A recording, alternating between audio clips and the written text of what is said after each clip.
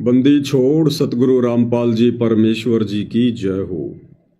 परम पिता परमात्मा सारी सृष्टि के रचनहार कुल मालिक असंख्य ब्रह्मांडों के स्वामी जगत गुरु तीनों लोकों में प्रवेश करके सबका धारण पोषण करने वाले राजाधिराज आत्माधार नाथों के नाथ देवों के देव महादेव सर्वेश्वर महेश्वर मृत्युंजय अजरो अमर आदि अनादि सनातनी प्रभु जगत पिता जगदीश्वर श्री श्री 1008 की उपाधि के वास्तविक अधिकारी अकाल मूर्त सौद स्वरूपी राम वासुदेव सर्वगतम वरम परम पूज्य प्रथम पूज्य परम संत परम पुरुष परम धनी परम दयालु सत्य कबीर हक्का कबीर अल्लाहु कबीर अल्लाहु अकबर बाखबर अल्लाह ताला जगत के तारणहार जगत के मुक्तिदाता जगत के जगन्नाथ हारे के सहारे हिंदुओं के राम मुसलमानों के अल्लाह सिखों के वाहिगुरु ईसाइयों के मसीह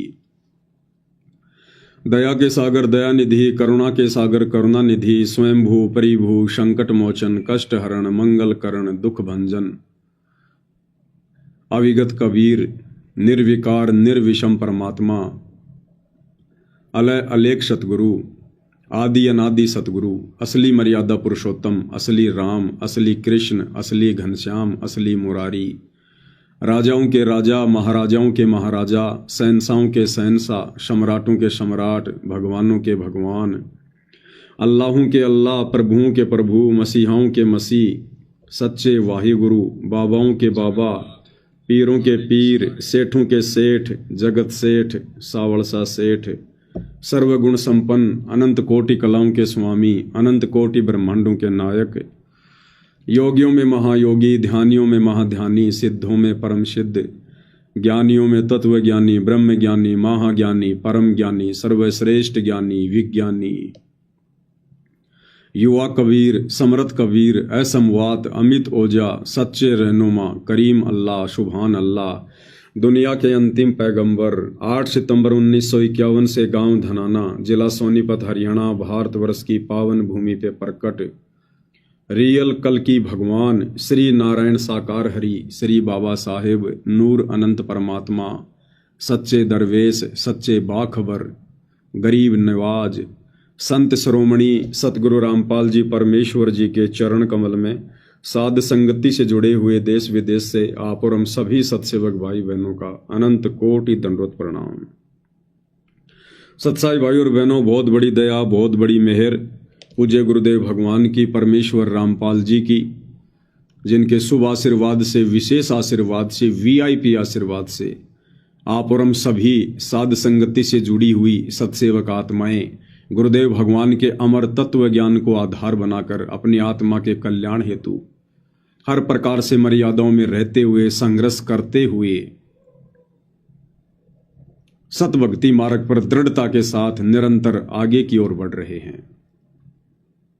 पूज्य गुरुदेव भगवान की विशेष रजा है आप और हम सभी आत्माओं पर, जो आत्माएं गुरु को परमेश्वर मानकर ज्ञान को आधार बनाकर घर को आश्रम बनाकर वर्तमान समय 2025 में सतगुरुदेव भगवान की गैर हाजिरी में इस विधि से सतभक्ति मर्यादाओं में रहकर कर रहे हैं। भाई और बहनों, ये हमारी परीक्षा का वक्त है, हमारी परीक्षा का समय है और इस वक्त सतगुरु कुछ भी आदेश देकर आप और हमें चेक कर सकते हैं, हमें परख सकते हैं, हमारे बुद्धि विवेक को देख सकते हैं।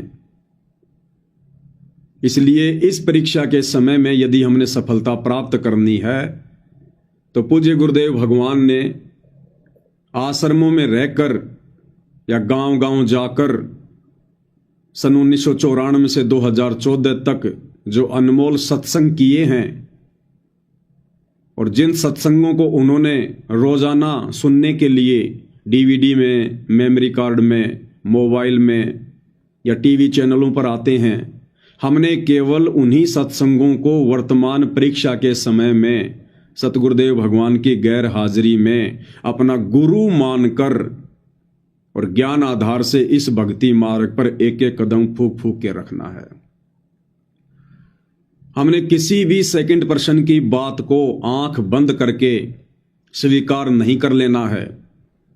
वो सेकंड पर्सन, चाहे पूज्य गुरुदेव भगवान का कलयुगी परिवार हो, चाहे उनके बेटा बेटी भाई बंधु रिश्तेदार हो, चाहे बहुत पुराना कोई भगत हो, चाहे कोई कोऑर्डिनेटर हो, कुछ भी हो, चाहे ब्रह्मा विष्णु महेश भी क्यों ना सतगुरु से नाम उपदेश लेकर और अपने भाषण देने लग जाएं, हमने उनकी बातों को भी, उन बातों को, जो बातें गुरुदेव के ज्ञान के विरुद्ध होंगी, जिन बातों का कोई सिर पैर नहीं होगा, गुरुदेव के सत्संगों के अनुसार नहीं होंगी, हमने उन बातों को बिल्कुल सिरे से खारिज कर देना है, निसंशय निर्भय होकर।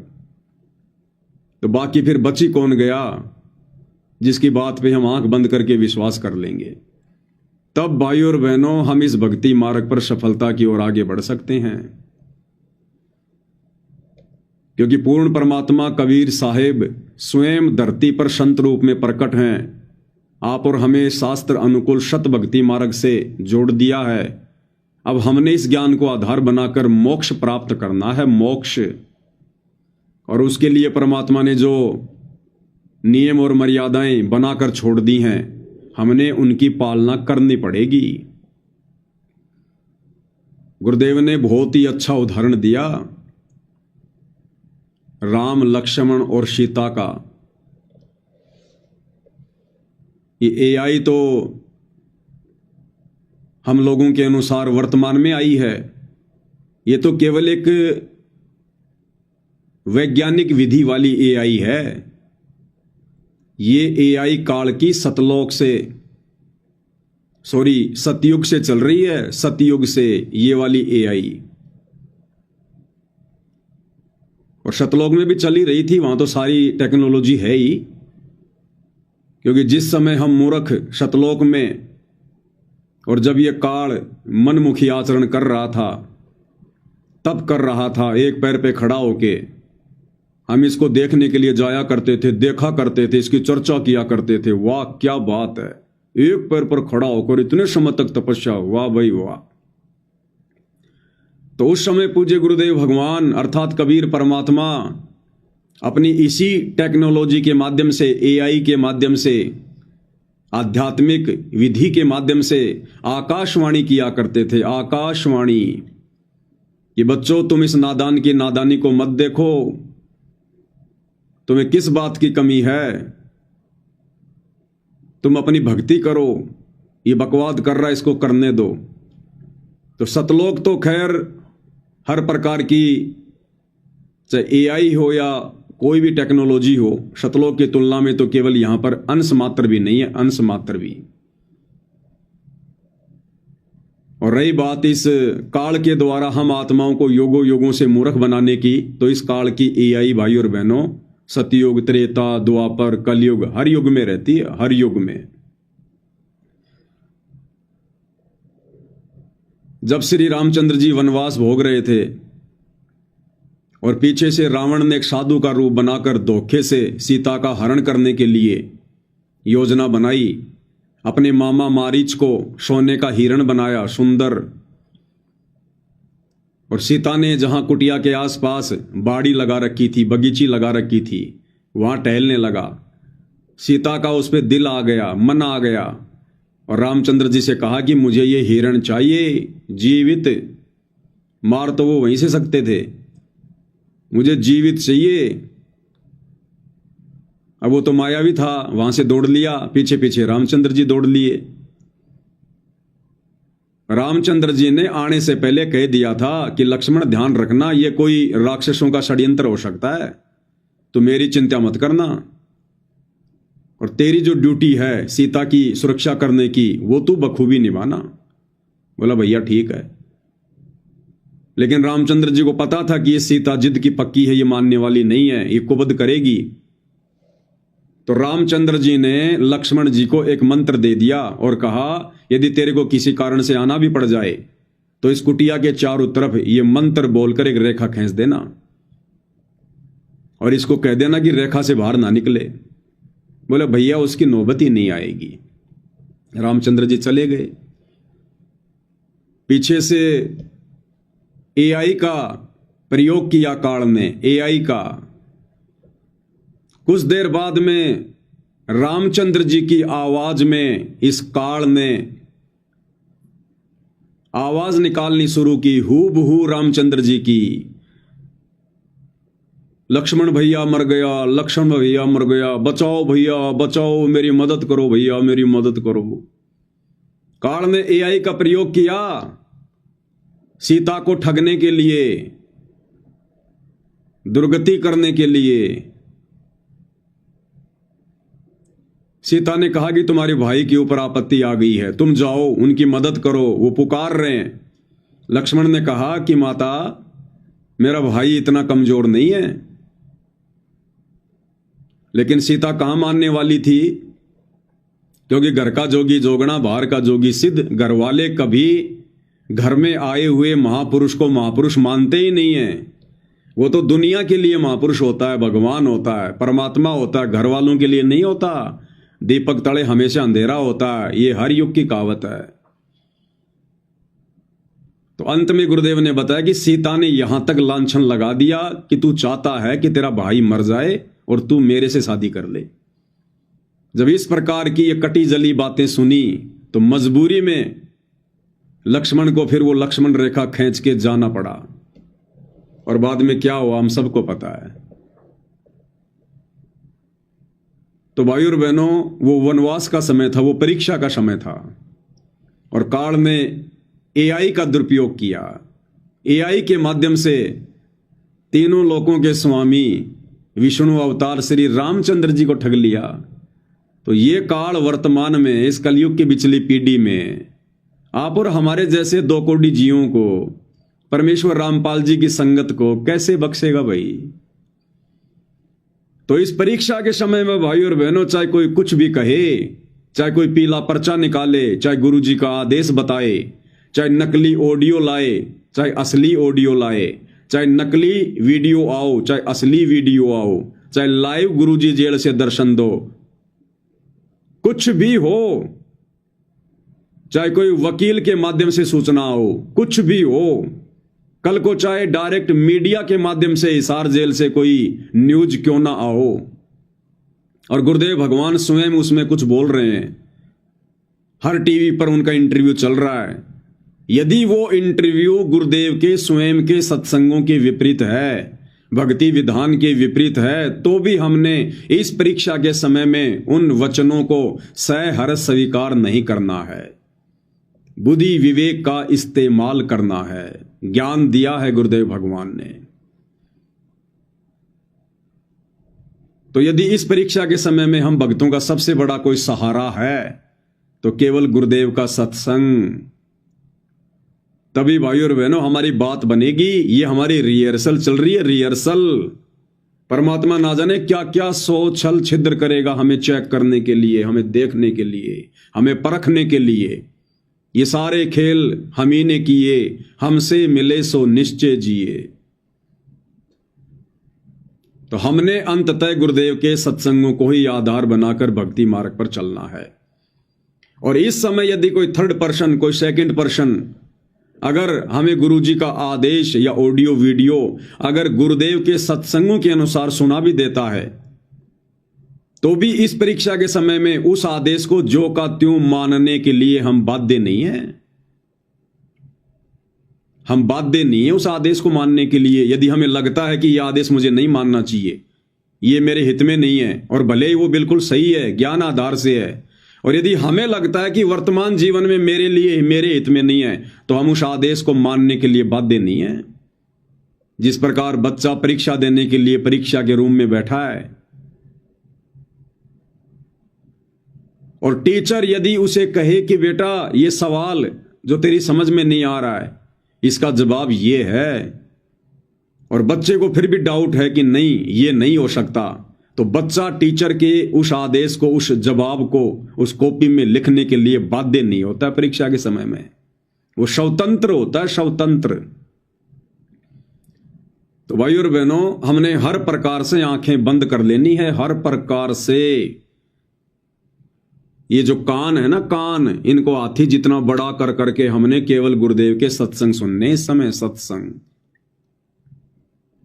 तब जाकर भाई और बहनों हम इस परीक्षा में सफलता की ओर आगे बढ़ेंगे। नहीं तो परमात्मा कहते हैं बच्चों, ये त्रिकुटी पे जाना, ये बरवाले के बस स्टैंड जाना जितना आसान नहीं है कि रिक्शा पकड़ो और 5 मिनट में पहुंच जाओगे। जोर लगेगा, जोर, जोटा। तो वर्तमान में निसंदेह हम सत्सेवक भाई बहनों पर ज्ञान आधार से इस परीक्षा के समय में उनकी गैर हाजिरी में बहुत बड़ी रजा है, बहुत बड़ी मेहर है। हमने लोगों की सुनना, लोगों की मानना छोड़ दिया है। ये कहावत है ना कि सुनो सबकी, करो अपने मन की। तो हम सुनते सबकी हैं, देखते सबके वीडियो हैं, सुनते सबके आदेश हैं, लेकिन हम करते वो हैं जो हमारी आत्मा हमें मंजूरी देती है, जो ज्ञान आधार से हमें उचित लगता है, हम वो करते हैं।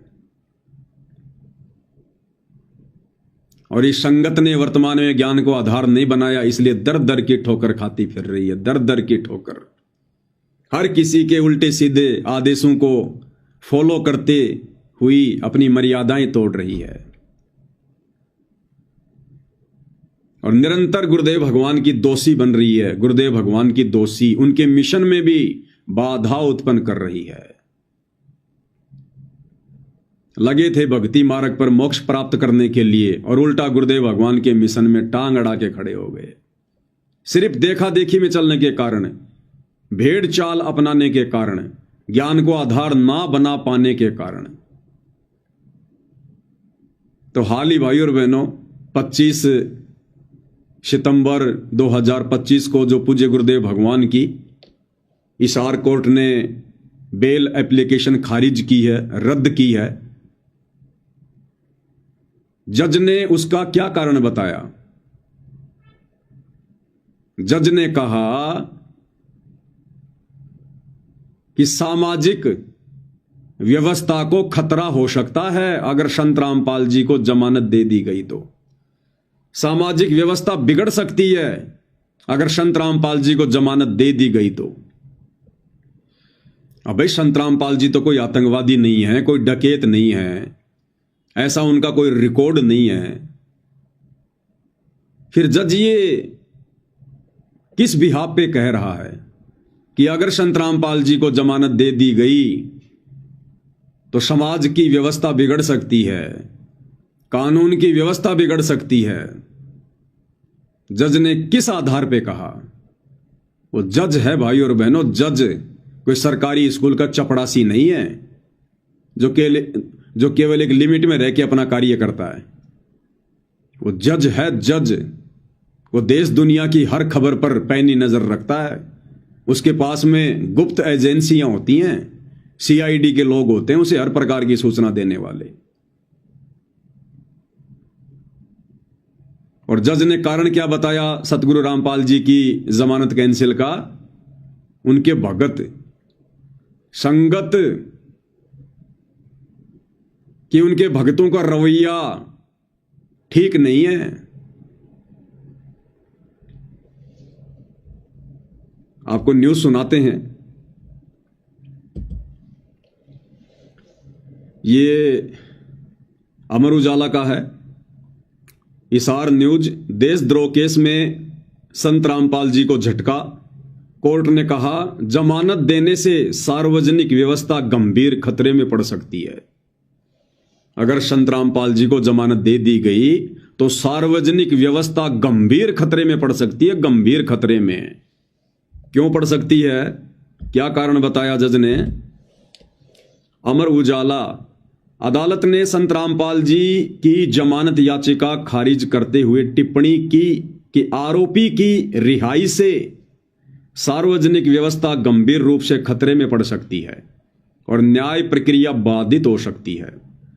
वर्चुअल पेशी के दौरान भी, वर्चुअल पेशी यानी सामान्य दिनों में सतगुरु रामपाल जी की जो तारीखें पड़ती हैं, जो पेशियां होती हैं, वर्चुअल पेशी के दौरान भी उनके अनुयायियों की बड़ी भीड़ उनकी एक झलक पाने के लिए अदालत परिसर के बाहर जमा हो जाती है।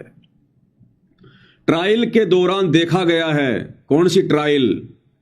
बरवाला कांड के बाद जब गुरुदेव भगवान को तारीखों पर हिसार कोर्ट में लाया जाता था और जिस समय इन काल प्रेरित शतलोक आश्रम मैनेजमेंट हरियाणा वालों के मनमुखी आदेश को गुरु का आदेश मानकर ये लाखों की भीड़ जो कोर्ट के आसपास जमा हो जाया करती थी, तो कहते हैं ट्रायल के दौरान देखा गया है कि कई लोगों, यहां तक कि बड़ी संख्या में महिला अधिवक्ताओं ने यानी महिला वकीलों ने इस मामले में पेश होने का विशेष अधिकार हासिल करने के लिए वकालतनामा दाखिल करने की कोशिश की है। यानी उस भीड़ का हिस्सा बनने के लिए संत रामपाल जी की महिला वकीलों ने, जो कि उनकी भगत भी हैं, उन्होंने भी वकालतनामे पेश किए हैं। सच्चाई यह है कि वर्चुअल पेशियों के दौरान रामपाल जी के दर्शन के लिए ऐसा किया गया। ऐसे में अंदाजा लगाया जा सकता है कि रामपाल जी को जमानत पर रिहा कर दिया जाता है तो कितनी बड़ी गड़बड़ी होगी। अदालत ने कहा है कि रामपाल का पिछला आचरण, जिसके कारण मौजूदा प्राथमिकी दर्ज की गई, स्पष्ट रूप से माननीय उच्च न्यायालय के आदेशों की जानबूझकर की गई अवहेलना को दर्शाता है। वह उच्च न्यायालय के गंभीर निर्देशों का सम्मान नहीं कर सकता तो उसे किसी अधीनस्थ न्यायालय द्वारा पारित आदेशों की पालना करना नासमझी होगी। जज क्या कह रहा है कि हमने बरवाला कांड में देखा है कि किस प्रकार से संत रामपाल जी ने अपने भक्तों को कमांडो बनाकर, अपने भक्तों को मोहरा बनाकर, ढाल बनाकर और चंडीगढ़ हाई कोर्ट के आदेशों की भी धज्जियां उड़ाई है, अवहेलना की है। अब सोचिए, हिसार हाई कोर्ट तो चंडीगढ़ हाई कोर्ट के अधीन है, जज कह रहा है। तो जज कह रहा है कि जो संत रामपाल जी अपने अनुयायियों को ढाल बनाकर, मोहरा बनाकर और माननीय चंडीगढ़ हाई कोर्ट के आदेशों की अवहेलना कर सकता है, तो हिसार कोर्ट के आदेशों की अवहेलना करने में, यानी कल को जमानत मिलने पर जब वो तारीखों पर आएंगे तो फिर से उनका वही ड्रामा शुरू हो जाएगा। तरह तरह के बहानेबाजी बनाएंगे, गंभीर बीमार है, हार्ट की बीमारी है, मेडिकल पेश करेंगे, पुलिस जाएगी तो फिर से भक्तों को कमांडो बना के खड़ा कर देंगे।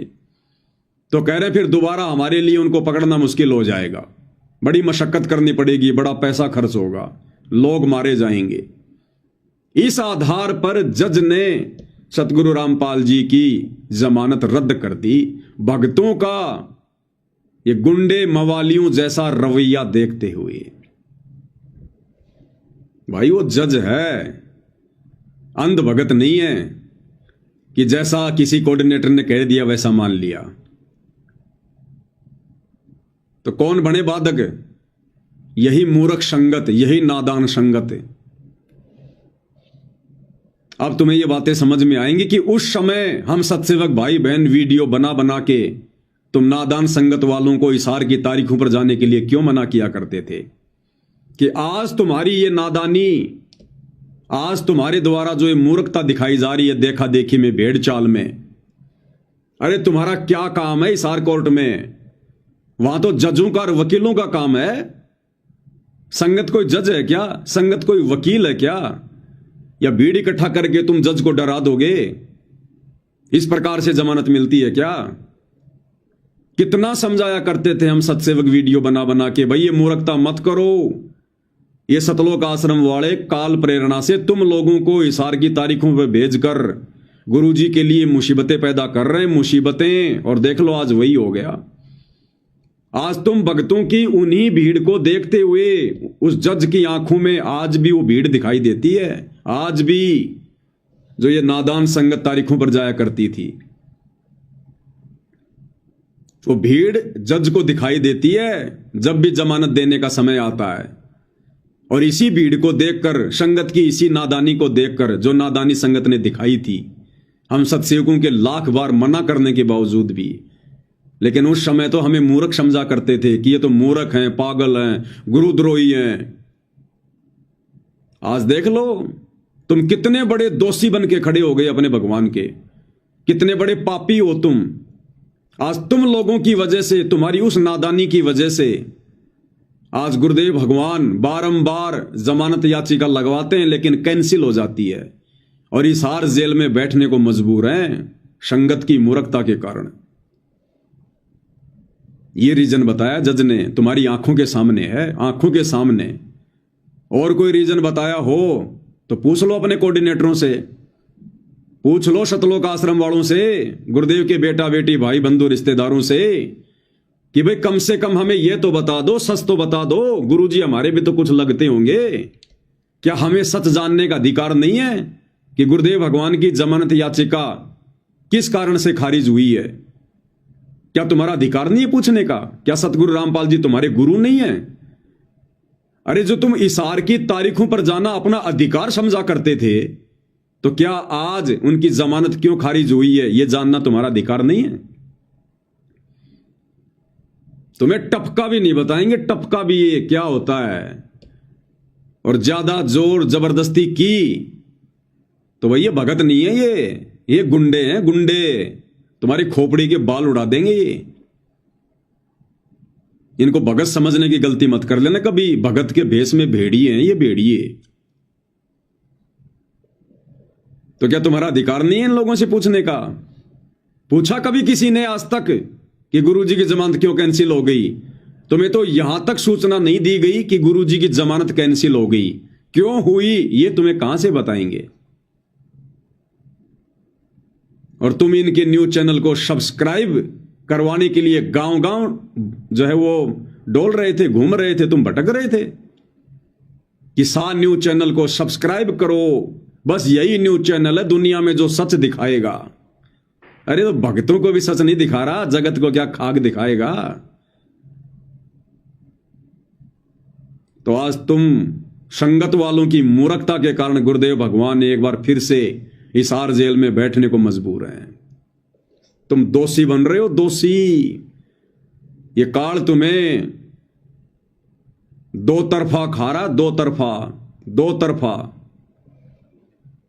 एक तरफ तो इन आश्रम वालों में कुप्रेरणा करके, इनकी बुद्धि भ्रष्ट करके और तुम्हारे से भक्ति विरुद्ध कुकर्म करवा के, राजनीति जैसे घटिया कर्म करवा के, आन उपासना में सहयोग करवा कर एक तरफ तो तुम्हारी वहां कर्म फोड़ रहा है और दूसरी तरफ गुरुदेव भगवान की जमानत में बाधा उत्पन्न करवाकर तुम्हें दो प्रकार से ठग रहा है ये काल, दोनों साइड से।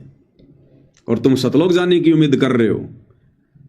तुम नादान संगत वालों ने तो गुरुदेव भगवान को हिसार जेल में खून के आंसू रुलाए, खून के आंसू।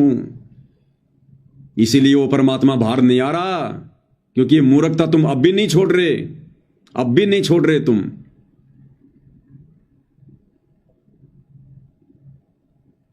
और ये इन्होंने पहली बार नहीं किया, हर बार गुरुदेव भगवान की जमानत हिसार कोर्ट ने एक इसी पॉइंट को लेकर खारिज की है, एक इसी पॉइंट को लेकर, क्योंकि भक्तों ने भय पैदा कर रखा, डर।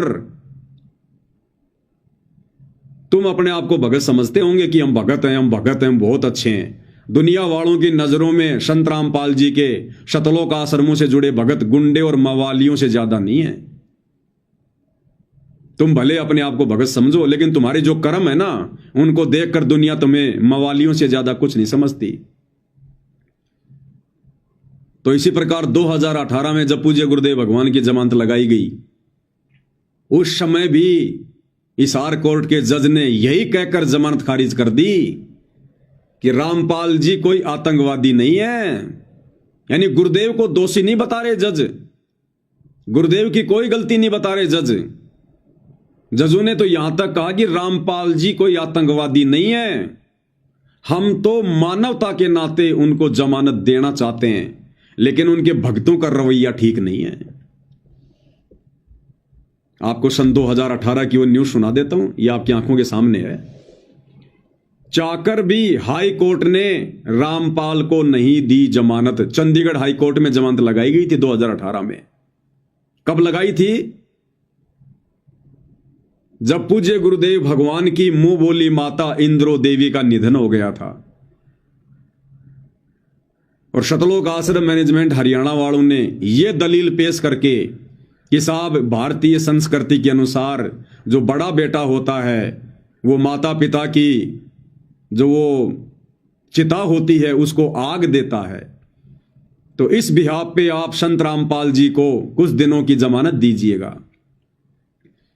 और भाई और बहनों, दुनिया का कोई भी कोर्ट बड़ी आसानी से उसके पिता को अग्नि देने के लिए या उसकी माता की चिता को अग्नि देने के लिए बड़ी आसानी से जमानत देगा। अगर परमानेंट जमानत नहीं देगा तो पुलिस की कस्टडी में उसको शमशान घाट लेकर जाएगा। और ये जो संस्कार है, जो ये चला आ रहा था एक परंपरा के तहत, इसको जरूर सरकार पूरा करवाती है। लेकिन इतनी छूट भी नहीं दी गई संत रामपाल जी को, इतनी छूट भी क्यों? भक्तों के रवैयों को देखकर, भक्तों की नादानी और मूर्खता को देखकर। और उस समय क्या किया था भक्तों ने पता तुम्हें? अभी तुम लोग नए नए जुड़ते हो, कोई 2 महीने, कोई 6 महीने, कोई 2 साल, और अपने कोऑर्डिनेटरों की बातों में आके फुदकते रहते हो। तुम्हें कुछ नहीं पता हिस्ट्री का, ना तुम्हें बरवाला कांड का पता, ना इन लोगों के घटिया मनसूबों का पता, ना तुम्हें कोई ज्ञान आधार। एक चीज जानते हो, गुरुद्रोही गुरुद्रोही गुरुद्रोही गुरुद्रोही। इसके अलावा दूसरी कोई वाणी आती है तुम्हें परमात्मा की? एक तरफ तो इन सतलोक आश्रम मैनेजमेंट हरियाणा वालों ने हाई कोर्ट में संगत को यह दिखाने के लिए, संगत से ज्योति पाठ और दान का पैसा वकीलों के नाम पर हड़पने के लिए, जमानत के नाम पर हड़पने के लिए, एक तरफ तो चंडीगढ़ हाई कोर्ट में जमानत लगा रहे हैं। और जमानत क्या कहकर लगा रहे हैं कि उनकी माताजी का देहांत हो गया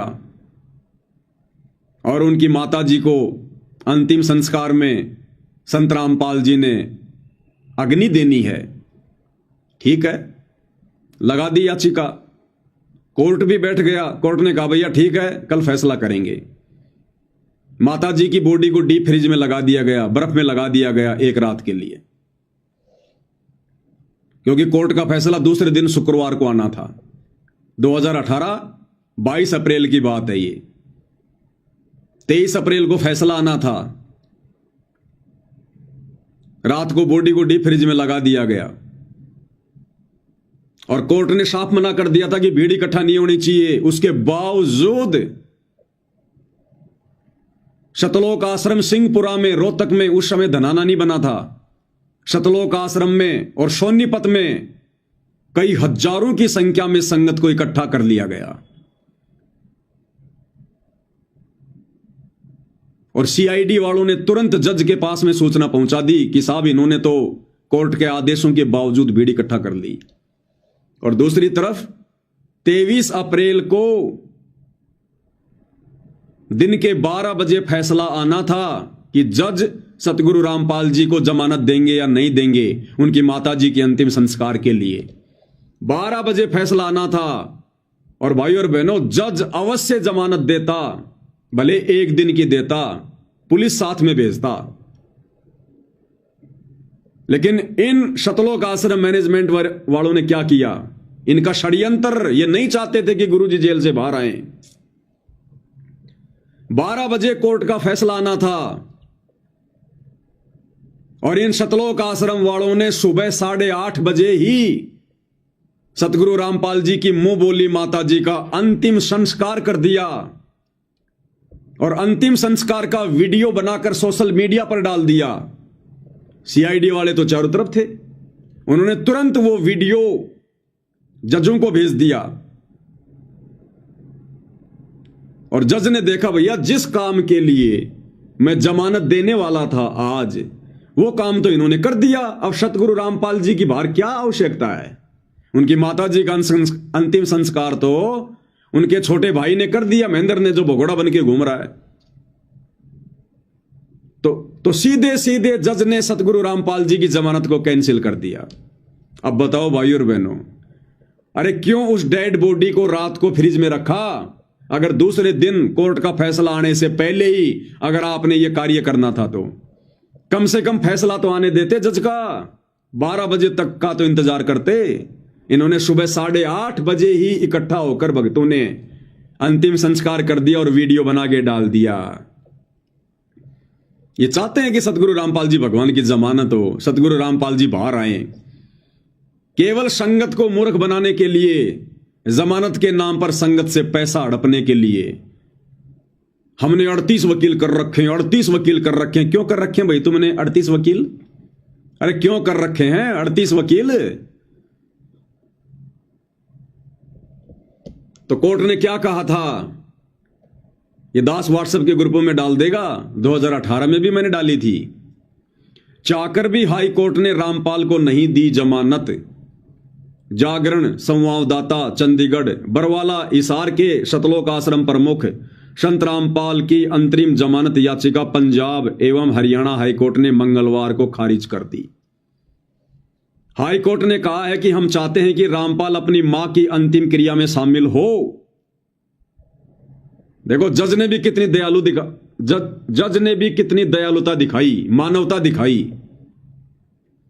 जज ने कहा कि हम चाहते हैं कि संत रामपाल जी अपनी मां के अंतिम संस्कार में शामिल हो, लेकिन जैसी रिपोर्ट मिली है उसके बाद अंतरिम जमानत देना संभव नहीं है। रिपोर्ट क्या मिली कि उनकी माताजी का अंतिम संस्कार तो हो चुका है, अब जमानत देने का क्या मतलब है।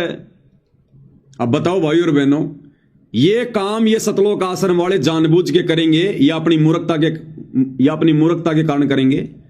ये इन्होंने जानबूझ के किया ऐसा, ताकि सतगुरु जी जमानत पर बाहर ना जाए। बेंच ने कहा कि रामपाल कोई आतंकी नहीं है, लेकिन उसके समर्थकों का रवैया देखते हुए उसकी याचिका खारिज की जाती है। उनके समर्थकों का रवैया देखते हुए, जो हिसार की तारीखों पर जाया करते थे ना, तुम भीड़ जमा किया करते थे, कानून व्यवस्था में बाधा उत्पन्न किया करते थे, रोडें जाम हो जाती थी, गुरुदेव भगवान को जेल से कोर्ट में लाने में प्रशासन को परेशानी होती थी, कितनी पुलिस लगानी पड़ती थी, जनता कितनी दुखी हो जाती थी। क्या तुम जज थे? तुम वकील थे जो तुम गुरुजी की जमानत करवाने जाया करते थे, या तुम कोई फैसला देने जाया करते थे? काम क्या था वह भक्तों का? भक्तों के कारण है। लेकिन उसके समर्थकों का रवैया देखते हुए उसकी याचिका खारिज की जाती है। हुआ ये कि सुनवाई शुरू होते ही, यानी जब 11 बजे कोर्ट में जज बैठा सुनवाई के लिए कि जमानत देनी है नहीं देनी है, हुआ ये कि सुनवाई शुरू होते ही प्रदेश के पुलिस महानिदेशक डीजीपी और सोनीपत के पुलिस अधीक्षक एसपी दोनों पेश हुए। दोनों ने बताया कि उनके पास में इंटेलिजेंसी से कुछ सूचनाएं आई हैं, हम इन सूचनाओं को चैम्बर में दिखा सकते हैं।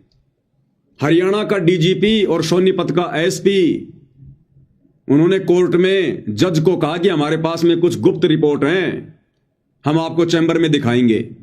यानी जहां पर जज बैठता है आराम करने के लिए, विश्राम करने के लिए, नाश्ता करने के लिए। तो फैसला देने से पहले हरियाणा का डीजीपी और सोनीपत का एसपी जज के पास में चैम्बर में चले जाते हैं।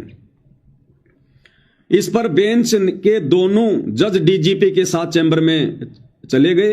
वापस आने के बाद बेंच ने फैसला सुरक्षित रख लिया। करीब 4:30 बजे बेंच ने फैसला सुनाया कि रामपाल को राहत नहीं दी जा सकती। वही हाईकोर्ट ने कहा कि याची ने 3 सप्ताह की अंतरिम जमानत मांगी थी। गुरुदेव भगवान ने 3 सप्ताह की जमानत मांगी थी, 21 दिन की। लेकिन राज्य सरकार ने उस पर चल रहे मामलों के ट्रायल के दौरान उसके अनुयायियों की भीड़ द्वारा उत्पात का जिक्र किया।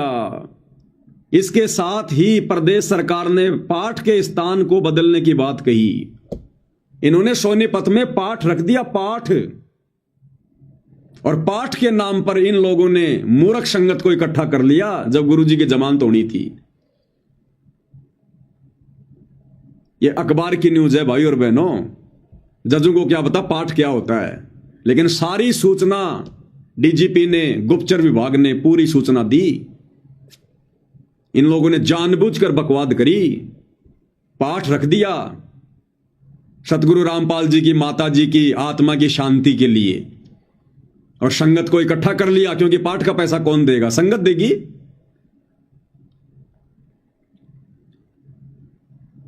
वही हाईकोर्ट ने कहा कि याची ने 3 सप्ताह की अंतरिम जमानत मांगी थी, लेकिन राज्य सरकार ने उस पर चल रहे मामलों के ट्रायल के दौरान उसके अनुयायियों की भीड़ द्वारा उत्पात का जिक्र किया। इसके साथ ही प्रदेश सरकार ने पाठ के स्थान को बदलने की भी बात कही। डीजीपी बोले समर्थकों को संभाल पाना मुश्किल होगा, क्योंकि बरवाला कांड में भगतों का रवैया देख रखा था इन लोगों ने, कैसे पुलिस वालों पे पत्थर मार रहे थे, पेट्रोल बम फेंक रहे थे, बंदूकें ले लेके, काले कपड़े पहन के, कमांडो बन के। तो डीजीपी ने कहा कि साहब इनके भगतों को संभालना बड़ा मुश्किल होगा। डीजीपी ने कोर्ट में कहा कि अगर रामपाल को उसकी मां के अंतिम पाठ में शामिल होने की इजाजत दी गई तो वहां उनके समर्थक एकत्रित होंगे। सुरक्षा के प्रबंध के बावजूद हजारों समर्थकों को संभालना मुश्किल हो जाएगा। ऐसे में लाठी चार्ज व अन्य तरीके भी शायद नाकामी साबित हों। रामपाल के अनुयायियों ने एक लंबे समय से रामपाल को नहीं देखा है, वे उसकी एक झलक के लिए हिंसक हो सकते हैं, यानी वो गुंडागर्दी कर सकते हैं, अपना आपा खो सकते हैं। सही कह रहे हैं ये लोग, क्योंकि इन्होंने बरवाला कांड में देखा है कि भगत किस प्रकार से हिंसक हो गए थे, अपना आपा खो के किस प्रकार से लड़ाई झगड़ा कर रहे थे। 300 पुलिस वालों को घायल कर दिया था। अरे पुलिस वाले तो लड़ाई कर सकते हैं, मार सकते हैं, पीट सकते हैं, वो भगत नहीं है। वो तो कोर्ट के आदेश की पालना कर रहे थे। हम भगतों को कब आदेश दिया गुरुजी ने पुलिस वालों को डंडे मारने का, वो पत्थर मारने का, पेट्रोल बम फेंकने का, आग जला के मशाल ले लेकर छाती पीट पीट कर पुलिस वालों को ललकारने का? यह दास तो वहां मौजूद था। तो देख लिया भाई और बहनों आपने, इस प्रकार से ये काल परमात्मा के विरुद्ध खड़ा करके अपनी सूक्ष्म चाल चल के और संगत के क्रम फुड़वाता है। और हम सत्सेवक चिल्ला रहे थे वीडियो बना बना के, ऑडियो डाल डाल के, मत जाओ तारीखों पर, मत जाओ तारीखों पर। भाई तुम्हारा क्या काम है तारीखों पर? तुम गुरुदेव के लिए परेशानी पैदा कर रहे हो, तुम इन आश्रम वालों की चाल को समझ नहीं रहे। ये नहीं चाहते कि गुरुजी आ जाएं। अगर गुरुजी आ गए तो इनको पैसा कौन देगा, इनको ज्योति पाठ कौन देगा? सब अपने गुरुजी के हाथ में देंगे, इनकी चौधर इनके हाथों से चली जाएगी। ये मनमानी नहीं कर पाएंगे, राजनीतियां नहीं कर पाएंगे, इनके ऊपर अंकुश लग जाएगा। और मन कभी भी अंकुश में रहना पसंद नहीं करता, क्योंकि ये मन के अधीन है। लेकिन किसी ने नहीं सुनी और भगवान के दोषी बनते चले गए। और इसी कारण से तारीखों पर आते जाते समय कभी 10 मर रहे हैं, कभी 12 मर रहे हैं एक साथ, 12 एक्सीडेंट में। कोई ट्रेन के नीचे आके मर रहा है, कट रहा है, कोई घर पर ही नहीं पहुंचा। और नेपाल से एक बिंदिया बहन इसार की तारीख पर आई थी 2018 में, और इसार के मटका चौक पर उसको फांसी लगा दी गई। फांसी सिर्फ गुरुजी की जमानत को रुकवाने के लिए, गुरुजी पर और मुकदमे लगवाने के लिए। ये सारे हथकंडे इन आश्रम वालों ने अपनाए। इन आश्रम वालों ने मना किया करते थे, मत जाओ तारीखों पर, मत जाओ तारीखों पर। आने वाले समय में तुम्हारी ये मूर्खता गुरुजी के लिए बाधा उत्पन्न करेगी। ना ना, जाएंगे तारीखों पर, दर्शन करेंगे गुरुजी के। अरे दर्शन से मोक्ष होता है क्या?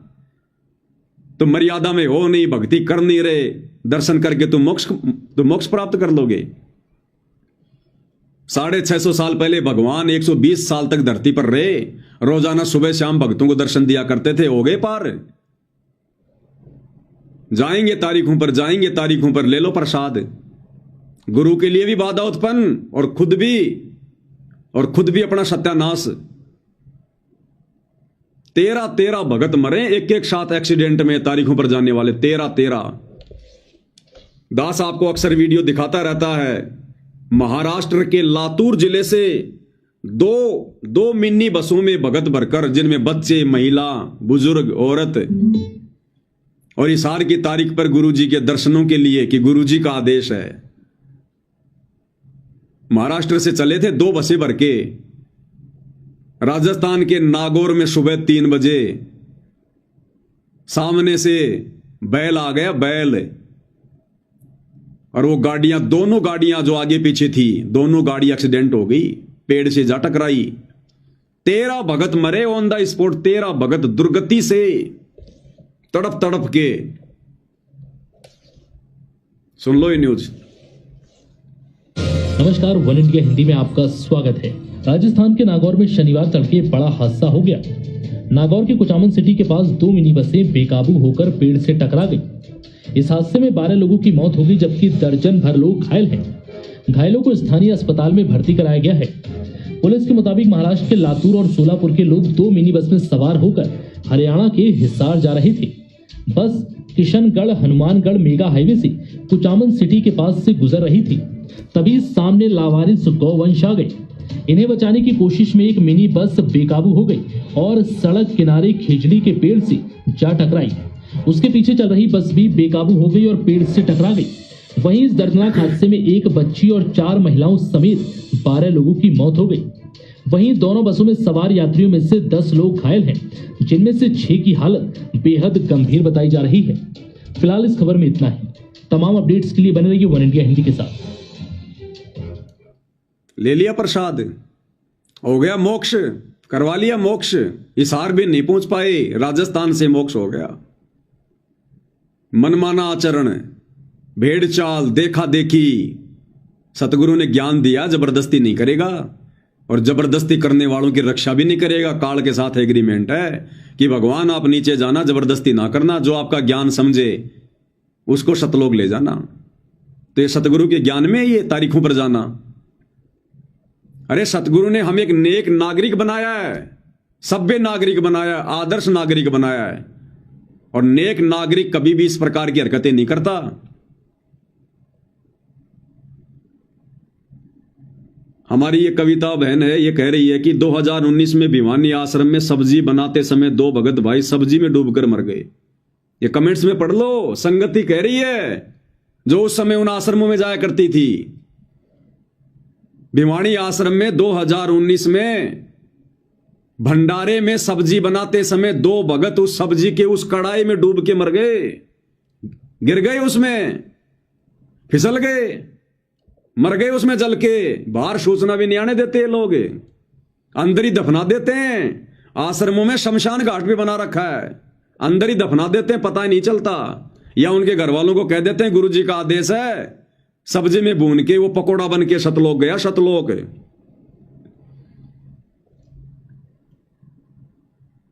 दूसरा कमेंट्स कर रही है ये कविता बहन, भिवानी से हिसार जाते समय तारीख पर ऑटो पलटने से कई बार दुर्घटना हो चुकी है।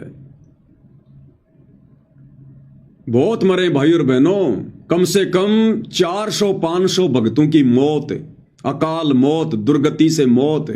2014 बरवाला कांड के बाद 2014 से 2019 तक, जब तक ये कोरोना नहीं आया था, 2020 तक, इन आश्रम वालों के मनमाने आदेशों की वजह से हिसार तारीखों पर, रोहतक तारीखों पर आने जाने वाले कम से कम 400-500 भक्तों की अकाल मौत हो चुकी है।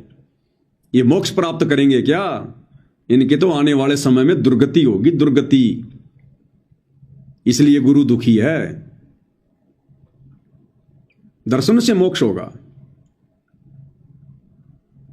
2018 या 19 की बात है, इन्होंने जो रोहतक में पशु मेला ग्राउंड में कबीर प्रकट दिवस मनाया था, कितनी भयंकर बारिश आई थी, तूफान आया था, इनकी सारी योजना धरी धरी रह गई। बोले गुरु जी का आदेश है, गुरु जी का आदेश है। इतना भयंकर तूफान आया, इनके भंडारे को जो है चकनाचूर कर दिया। भगत चप्पल जूते के बिना गए थे अपने घरों पर, चप्पल जूतों के बिना। ट्रोलियां चप्पल जूतों की भर भर के बाहर फेंक के आनी पड़ी थी।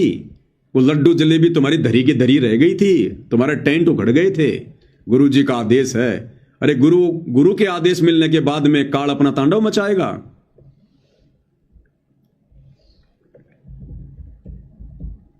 मेरे पास वीडियो होगा तो आपको दिखाता हूं मैं।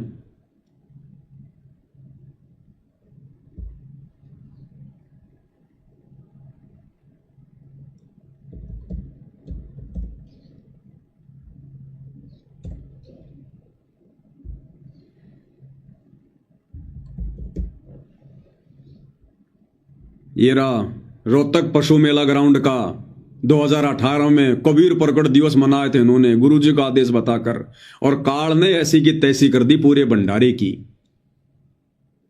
बारिश में बच्चे भीग गए, घुटनों घुटनों पानी चढ़ गया उसमें। आए थे कबीर प्रकट दिवस मनाने छोटा सा मुंह लेके गए सारे। देखना वहां की व्यवस्था क्या थी। नमस्कार दोस्तों, सच समाचार में आपका स्वागत है। आज हम पहुंचे हैं रोहतक पशु मेला ग्राउंड में, जहां पर कबीर प्रकट दिवस बहुत जोरों शोरों से मनाया जा रहा है। आपको बता दें कि ये 622वां कबीर प्रकट दिवस है, जो कि संत रामपाल जी द्वारा इस ग्राउंड में बहुत ही विशाल तरीके से मनाया जाता है। आप देख सकते हैं कि ये भंडार घर में सेवादार चाय वितरण कर रहे हैं और लाखों की तादाद में यहाँ भगत जन आने का जो है कि बताया जा रहा है। और ये देख सकते हैं कि आप सब्जियाँ आ चुकी हैं और सेवादार किस तरह लगे हुए हैं। लगभग 10,000 सेवादार ऑलरेडी पहुँच चुके हैं और इस बार टेंट की व्यवस्था बहुत ही ज़बरदस्त है। और देखिए, आप देख सकते हैं कि किस तरह हैवी टेंट है और सब सेवादार देखो सेवा कर रहे हैं। लेकिन होता क्या है कि अचानक तूफान आ जाता है। आप देख सकते हैं कि सेवा करते हुए तूफान तेज़ी से आगे बढ़ रहा है और अपना प्रचंड रूप धारण कर रहा है। आपको बता दें कि 28 जून के भंडारे में भी इस तरह विशाल तूफान आया था और बारिश हुई थी, लेकिन इस बार भी देख सकते हैं आपकी कितना भयंकर तूफान। देखिए कैसे भगत जन तूफान में दौड़ रहे हैं। आप देख सकते हैं कि देखिए बहुत ही तेज गति से तूफान है। कैसे टेंट उड़ जा रहे हैं और सारे भगत जन शेड के नीचे आ रहे हैं। बच्चे दौड़ रहे हैं, आप देख सकते हैं इस वीडियो में। लेकिन जो हैवी शेड है उसमें कोई परिवर्तन नहीं। हालांकि इसकी व्यवस्था में कोई दिक्कत नहीं आई है, जो कि संत रामपाल जी महाराज जी ने इस बार व्यवस्था बहुत ज़बरदस्त करवाई है। देख सकते हैं कि कितना भयंकर तूफान, जो कि शेड को ले उड़ने की ताकत रखता था, लेकिन इस बार शेड बताया जा रहा है कि बहुत ही ज़बरदस्त तरीके से बनाए गए हैं। भगत जन शेड के नीचे सुरक्षित खड़े हैं और देखिए कैसे भगत भाग रहे हैं। आप देख सकते हैं कि तूफान की गति बहुत ही तीव्र है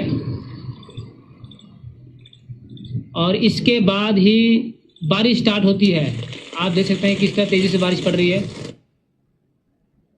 ये दुर्गति हुई थी 2018 में। चप्पल जूतों के ट्रैक्टर की ट्रॉलियां भर भर के बाहर फेंकनी पड़ी थी, बिना भंडारा किए भागे। गुरु जी का आदेश है। गुरु आदेश होने के बाद में काल उंगली कर देगा। गुरु को मानुष मान के, उस कागज के टुकड़े को भगवान मान के उसका प्रकट दिवस मनाने गए थे, तो यही होगा। ये हाल है। और उसी भंडारे में जो रमेणियां हो रही थी 2018 या फिर 19 की बात है, उसके एक साल बाद रमेणी जैसे ही समाप्त हुई, रमेणी के तुरंत बाद में गर्मी के चलते जिस भगत की रमेणी हुई थी, आडा अटैक से उसकी मौत हो गई उसी समय।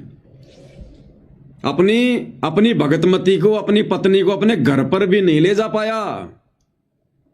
यह सतगुरु का आदेश है। ये रमेणी करते ही तुरंत बाद में हार्ट अटैक से मौत हो गई। वहीं विधवा बना दिया उसको, विधवा। सतगुरु का आशीर्वाद है। भाई और बहनों, ये लोग संगत को डरा धमका के सूचनाएं बाहर नहीं आने देते, अन्यथा आए दिन संगत की दुर्गति हो रही है। आए दिन तगड़े तरीके से। आधे को तो कह देते हैं गुरु जी का आदेश है, वो सतलोक गया, मेरा सैनिक था सतलोक गया। अरे दिल्ली के मुंडका आश्रम में टैंकर की सफाई करते करते 3 भगत मरे। 3, एक नेपाल का, एक सीकर का, एक हरियाणा का। टैंकर की सफाई करते करते 3 भगत थे, जिसमें 2 मर गए थे, सीकर का और नेपाल का। सीकर का और नेपाल का अंदर ही जहरीली गैस से। और तीसरा बेहोश हो गया और बाद में पीला पर्चा निकाल दिया कि गुरुजी का आदेश है, वो तो मेरे सैनिक थे, वो तो सतलोक गए। अरे फिर तीसरे को क्यों बचाया? जब सतलोक ही जा रहे थे तो उसको भी मरने देते। बेहोश तो हो गया था, 5 मिनट और उसको पड़ा रहने देते, वो भी सतलोक चला जाता, उसको क्यों बचाया? ये दुर्गति है भाई और बहनों। सैकड़ों घटनाएं, फिर भी अंधभक्तों की आंखें नहीं खुलती हैं। इसलिए परमात्मा कहते हैं निरंजन धन तेरा दरबार, यहां तनिक ना न्याय विचार। दर्शन करेंगे गुरु जी के। आज तुम्हारे उन्हीं दर्शनों के चक्कर में आज बार बार गुरुदेव भगवान की जमानत याचिकाएं कैंसिल हो रही हैं, क्योंकि तुम लोगों ने अपना जो रवैया था वो समाज को, जजों को, प्रशासन को अच्छे से दिखा रखा है कि हम कितने बड़े भगत हैं। बरवाला कांड में और बरवाला कांड के बाद में एक बार तो मार्च 2015 या 16 की तारीख थी, इन्होंने इतने भगत इकट्ठे कर दिए हिसार जेल के आगे और इनको दौड़ा दौड़ा के मारा। वहां पर दौड़ा दौड़ा के 1100 भक्तों के ऊपर मुकदमे दर्ज हुए थे, 1100 भक्तों के ऊपर। देश और दुनिया में सिवाय गुरु जी की बदनामी की इन्होंने कुछ नहीं किया। कर लो दर्शन, हो गया तुम्हारा मोक्ष दर्शनों से। कितने दर्शन किए तुमने गुरु जी के? तुम्हारी वजह से बाद में प्रशासन ने संत रामपाल जी को तारीख पर कोर्ट में भी लाना बंद कर दिया। जेल में ही तारीखें होने लग गई, जेल में ही। कर लो दर्शन। सत्संग नहीं सुने भाई, ये ज्ञान की कमी है, ज्ञान की कमी। ये झंडूपना वही कर सकता है जिसने सतगुरु के ज्ञान को नहीं समझा। तो सतगुरु के परिवार ने तो ज्ञान को कभी समझा ही नहीं, उनको तो छींट भी नहीं है, और तुमने उन लोगों को महाज्ञानी मानकर उनको फॉलो करना शुरू कर दिया। तो क्या होगा? परमात्मा कहते हैं ज्ञानी से ज्ञानी मिले और करे ज्ञान की बात, और मूर्ख से मूर्ख मिले के घूसा के लात। तो दोनों तरफ मूर्ख पैदा हो गए, आश्रम वाले भी और आश्रमों के पीछे लगी हुई संगत भी। तो घूसे और लात ही चले, और वही चल रहे हैं अभी तक। और गुरुदेव भगवान ने क्या बताया सत्संगों में कि दर्शनों से मोक्ष नहीं होता है। मेरी ही महिमा ये चारों वेद गा रहे हैं, सुना रहे हैं। परमात्मा ये करता है, परमात्मा ये करता है, परमात्मा ऐसी लीला करता है। लेकिन मेरे पाने की विधि वेदों में वर्णित नहीं है। अब यहां दो प्रश्न उठते हैं कि एक तो परमात्मा सामने बोल रहे हैं, कह रहे हैं, प्रत्यक्ष खड़े हैं, फिर कहते हैं मुझे पाने का तरीका वेदों में नहीं है। अब इससे क्या सिद्ध होता है कि परमात्मा के दर्शन कर लेने से मोक्ष नहीं, परमात्मा के द्वारा दिए गए उस भक्ति की कमाई करने से मोक्ष होगा। नहीं तो परमेश्वर 120 वर्ष रहे, जिनको अच्छी आत्माओं ने भी दे दर्शन किए, बुरा ने भी किए, जो उनके विरोधी थे, उन मार मार कर रहे थे उनके पीछे, उन्होंने भी दर्शन किए। दर्शन से मोक्ष नहीं है, परमात्मा के उस मंत्र से मोक्ष है। मोक्ष का मीन है कि जैसे हम परमात्मा ने हमें विधि बताई है वह कमाई कराएंगे, उस राम नाम के धन को जोड़ेंगे, उस भक्ति की शक्ति योग के बलते, भक्ति के बल से, उस राम नाम की कमाई की शक्ति से हम सतलोक जाएंगे। वहां जाकर के हम परमानेंट सुखी हो जाएंगे। उसको प्रभु प्राप्ति कहा जाता है। परमात्मा यहाँ आए, सभी को प्राप्त थे, दर्शन भी होते थे, लेकिन मोक्ष कोई नहीं, मुक्त कोई नहीं हुआ, क्योंकि हमने परमेश्वर के उस ज्ञान पर विश्वास नहीं किया, न उनके द्वारा दी गई भक्ति की साधना की। तो परमात्मा के नाम से मोक्ष होगा, केवल दर्शन मात्रता नहीं। तो उस समय देखा देखी में, भेड़ चाल में, कोऑर्डिनेटरों के कहने पर इशार तारीखों पर जाने के बजाय अगर घर बैठकर ध्यान से सत्संग सुनते तो तुम्हारा भी भला होता, और सतगुरुदेव भगवान की कानूनी जो प्रक्रिया है उसमें भी बाधा उत्पन्न नहीं होती। लेकिन तुमने अपना भी काम बिगाड़ा और गुरुदेव के लिए भी परेशानी उत्पन्न कर दी। इसलिए परमात्मा कहते हैं बिना सोचे समझे जो करे पाछे सो पछताए, और काम बिगाड़े आपना और जग में होत असहाय।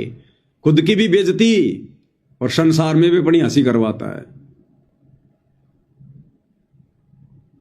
कर लो दर्शन, ले लो मोक्ष। दर्शनों से मोक्ष मिलेगा। अगर दर्शनों से मोक्ष मिले तो संगत को तो कई साल हो गई दर्शन नहीं हो रहे, और जिस जेल में गुरुदेव भगवान बैठे वहां के कैदियों को तो सारा दिन दर्शन होते हैं। उन पुलिस वालों को तो दिन में कई कई बार दर्शन होते हैं। चले गए सारे सतलोक, वो तो पार हो गए होंगे सारे के सारे कैदी। ये हमारी मूर्खता है, मूर्खता। और जब तक ये मूर्खता संगत दिखाती रहेगी, भाई सतगुरु प्रसन्न नहीं होने वाला, सतगुरु प्रसन्न नहीं होने वाला।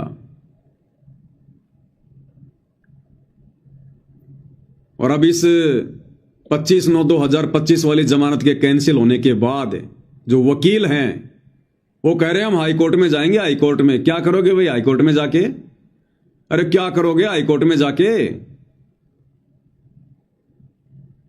ये कहते हैं हम जो भी करते हैं गुरुजी के आदेश से करते हैं, गुरुजी के आदेश के बिना हम आश्रम वाले एक कदम भी आगे नहीं बढ़ते। अरे तो गुरुजी से पूछ लो ना एक बार हाथ जोड़ के कि गुरुजी आप कब बाहर आओगे, उसी दिन आपकी जमानत लगाएं। क्यों बार बार जमानत लगा के कैंसिल करवा रहे हो? अरे गुरुजी से प्रार्थना कर लो ना, गुरुजी तो समर्थ हैं, भगवान है, अंतर्यामी, उनको तो पता है। तो जमानत लगाने से पहले गुरुजी से पूछ लो ताकि गुरुजी तुम्हें बता दें कि बेटा अब की बार जमानत नहीं मिलेगी, मैंने मेरी दिव्य दृष्टि से देख लिया है। क्योंकि हिसार जेल में बैठकर जब गुरुजी ये देख सकते हैं कि कौन गुरुद्रोही है, तो गुरुजी ये नहीं देख सकते कि मेरी जमानत होगी कि नहीं होगी। और जब गुरुजी कहते हैं कि हाँ भाई अब की बार मैंने देख लिया मेरी जमानत होगी, अरे तो उसी दिन जमानत लगाओ ना। क्यों बार बार इस जमानत का ड्रामा कर रहे हो तुम? क्यों नादान संगत को मूर्ख बना रहे हो तुम? होशियार बन रहे हो कि हम गुरुजी के पक्ष में हैं, हम गुरुजी को बाहर निकालना चाहते हैं, देखो हम गुरुजी की जमानत लगा रहे हैं, और रुकवा भी देते हो। तो भाई हाईकोर्ट में जाके क्या करोगे? पहले गुरुजी से अर्ज कर लो, गुरुजी से प्रार्थना कर लो। अगर तुम्हारे दिमाग में ये बात नहीं आई है तो अरे वकीलों तुम गुरुजी के पास तो जाते हो मिलने। संगत को कहा जाता ना कि आज वकीलों की मिलाई थी, गुरुजी ने वकीलों के माध्यम से यह आदेश भेजा है। अरे तो भाई वकीलों हिसार जेल में जाओ, तुम्हें विधि बता रहे हैं, हिसार जेल में जाओ, सतगुरु जी को दंडवत प्रणाम करो, उनसे अर्ज करो, विनती करो। लेकिन तुम दंडवत प्रणाम नहीं करोगे, तुम्हारी काली पैंट सफेद शर्ट मिट्टी में गंदी हो जाएगी। भाई आसपास के लोग देखेंगे तो क्या कहेंगे? ओहो ये वकील भी संत रामपाल जी को दंडवत कर रहा है। संत रामपाल जी के मुकदमों में ज्यादातर उनके भगत वकील हैं, और जब जेल में मिलने जाते हैं दंडवत तक नहीं करते, दंडवत तक शर्म के मारे। तो भैया अगर उनको प्रश्न करना है तो गीता जी अध्याय 4 श्लोक 34 में लिखा है कि सर्वप्रथम आधीनी से उस तत्वदर्शी संत को दंडवत कर, झुक के प्रणाम कर, तब तुझे वो तत्व ज्ञान का उपदेश करेंगे, तब तुझे कोई मार्गदर्शन देंगे। तो दंडवत प्रणाम करो जाके और अर्ज करो कि हे परमेश्वर आप कब दया कर रहे हैं बाहर आने की, परमात्मा उसी समय हम जमानत लगाएं, वरना बार बार कैंसिल हो रही है। तो जब गुरुजी कह दें कि बच्चों फला फला दिन तुम मेरी जमानत लगाओ, इस समय जमानत हो जाएगी, बहुत अच्छी बात है। क्योंकि 7 वचन पलटे नहीं, चाहे पलट जाए ब्रह्मांड, सतगुरु के वचन तो फैल हो ही नहीं सकते। और तुम ये कहते हो कि हम तो हर बार गुरुजी से पूछ के जमानत लगाते हैं, तो फिर संत के वचन कैसे फैल हो रहे हैं भाई? फिर संत के वचन कैसे फैल हो रहे हैं? फिर जमानत कैसे कैंसिल हो रही है? जज परमात्मा से बड़ा हो गया क्या? सारे काम तुम मनमुखी रूप से करते हो, गुरु को मानुष मान के।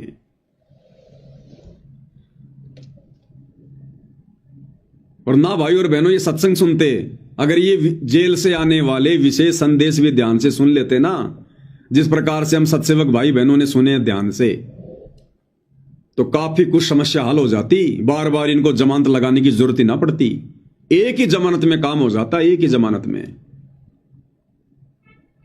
गुरुदेव भगवान ने क्या कहा हिसार जेल से आने वाले विशेष संदेश में? अपने जेल में रहने के विषय में, क्यों गए हैं, किसने भेजा है और कब बाहर आएंगे। गुरुदेव कह रहे हैं किसी और का ब्योत नहीं है जो इस दास को जेल में बैठा दे। अपने आप को छुपाते हुए कह रहे हैं उस कबीर भगवान का आदेश है, उनकी रजा से मैं जेल में बैठा हूं, और जब उनकी दया होगी तभी मैं बाहर आऊंगा। फिर तुम क्यों बार बार जमानत लगा रहे हो? गुरुजी से तुम ये अर्ज करो कि गुरुजी आप अपने कबीर भगवान को प्रसन्न करो। और हमें यह बता दो कि कब आपकी जमानत होगी। लेकिन भैया कबीर भगवान कब प्रसन्न होगा? आप लोगों के अनुसार सतगुरु रामपाल जी पर कबीर भगवान कब प्रसन्न होगा? वो तो प्रसन्न ही है, लेकिन गुरु कब प्रसन्न होगा? जब संगत अपने गुरु को प्रसन्न करने वाले कार्य करेगी। तो क्या कह रहे हैं गुरुदेव भगवान? क्या तुम ये सत्संग नहीं सुनते? गुरुदेव कह रहे हैं उस परमात्मा के हुक्म से, उनके आदेश से बैठा हूं। उन्होंने मौका दिया मुझे जेल में बैठने का, उनके आदेश से, और जब उनका आदेश होगा तभी बाहर आऊंगा। फिर क्यों जमानत पे जमानत, जमानत पे जमानत? क्यों भक्तों का पैसा बर्बाद कर रहे हो इन कोर्टों में जमानत लगवा के? क्यों संगत को मूर्ख बना रहे हो? गुरुजी आ रहे हैं, गुरुजी आ रहे हैं, गुरुजी आ रहे हैं। क्या कह रहे हैं परमात्मा? आपको समझाने के लिए, आपकी बुद्धि का विकास करने के लिए ये रह के सत्संग सुनाए जा रहे। आप इनको बहुत गौर से सुना करो। गौर से एक तो बात देखो, थोड़ा सा विचार करो। अब सुनो। अब परमात्मा की रजा हुई दास को कहाँ रखा गया है? जेल में। ये उसका आदेश है, किसी और का विरोध नहीं। ऐसा कुछ करते। अब परमात्मा की रजा हुई दास को कहाँ रखा गया है? ये उसका आदेश है, किसी और का विरोध नहीं। ऐसा कुछ करते। अब परमात्मा की रजा हुई दास को कहाँ रखा गया है? जेल। ये उसका आदेश है, किसी और का विरोध नहीं। ऐसा क्या कह रहे हैं गुरुदेव भगवान? ये उसका आदेश है, अपने आप को छुपा कर कह रहे हैं कि उस कबीर भगवान का आदेश है, किसी और का ब्योत नहीं है। यानी किसी और की औकात नहीं है, ना किसी जज की, ना किसी प्रशासन की, जो उनको जेल में बैठा दे। कह रहे हैं ये उनका आदेश है, किसी और का ब्योत नहीं है, किसी और की औकात नहीं है जो ऐसा कर दे। अरे तो आश्रम वालों, गुरुजी से प्रार्थना करो कि गुरुजी आप अपने कबीर भगवान से पूछो, फिर आपकी जमानत कबीर भगवान कौन से दिन करवाएंगे, और आप हमें बताओ, फिर उसी दिन हम जमानत लगा दें। अब उसी की कृपा से आपको प्रिय अमृत वर्षा कराई जा रही है। और कहां से हो रही है? कदे सपने भी ना लेना इन बातों के। और ये ज्यादा नहीं हुआ करती। और इसमें भी आनाकानी रखते हो, सत्संग सुनने में आलस करते हो, टाइम नहीं है, काम हो गया था, तो फिर अभी आप बहुत कच्चे हो, बहुत कच्चे हो। कच्चा हीरा करते हो नहीं सह गणमार, ऐसा यौमन हो रहे तो लेखा ले करता। तो इसलिए आपको पक्का हीरा बनाने के लिए ये सत्संग छुड़ाया जाता है। अरे कम से कम ये सार जेल वाले विशेष संदेश ही सुन लेते भाई। आश्रम वालों, तो तुम्हें बार बार जमानत लगाने की जरूरत ही नहीं पड़ती। सत्संग में गुरुदेव ने क्लियर कर दिया कि दास को कहां रखा गया है। यानी जेल का नाम तो नहीं लेंगे गुरुदेव, क्योंकि जेल से आ रहे सत्संग, कि दास को कहां रखा गया है। तो वो तो आप और हमें पता है कि कहां रखा गया है। और कह रहे हैं ये उसका आदेश है, अपने आप को छुपा कर कह रहे हैं गुरुदेव भगवान कि ये उस कबीर भगवान का आदेश है, किसी और का ब्योत नहीं है जो ऐसा कर दे।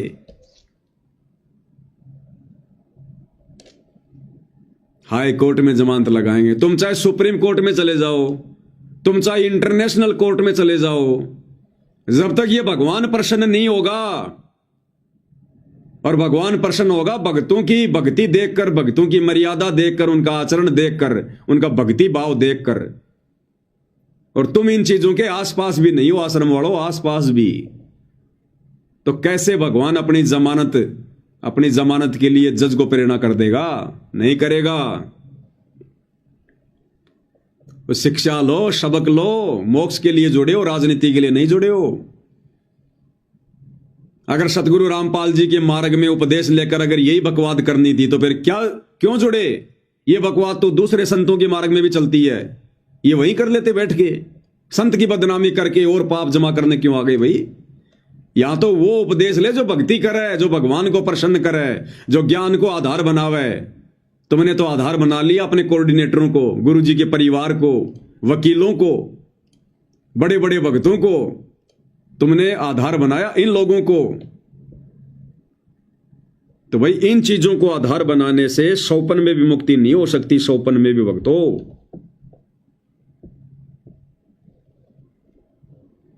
अब तुम्हें किस विधि से समझाएं?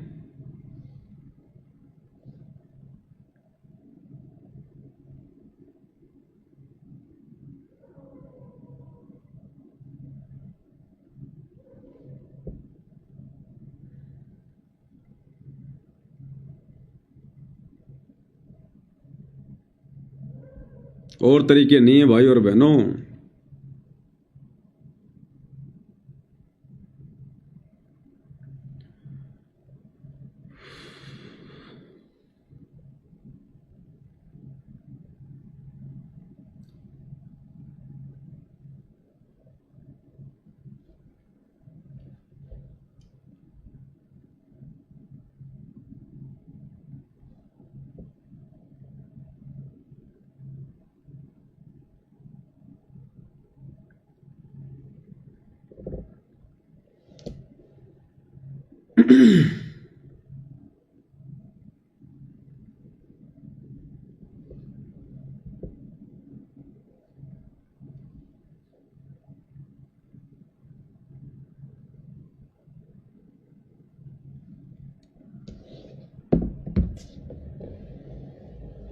हम सत्सेवक भाई बहनों ने तो एक शब्द के माध्यम से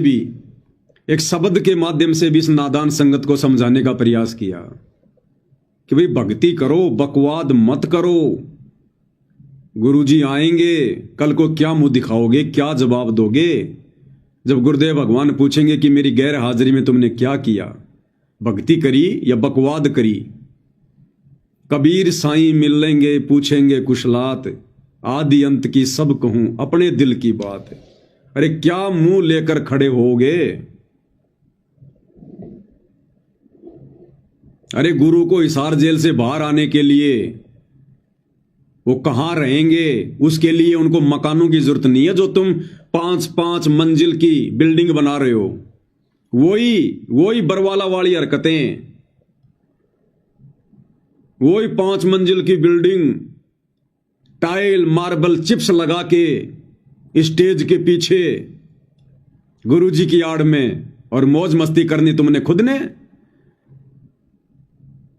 परमात्मा यहां पर टाइल मार्बल के मकान जो है बनवाने के लिए आता है क्या इस गंदे लोक में? अपने भक्तों को भी परमात्मा कहते हैं साधारण सा मकान बनाओ, झोपड़ी डाल लो, भक्ति करनी है केवल।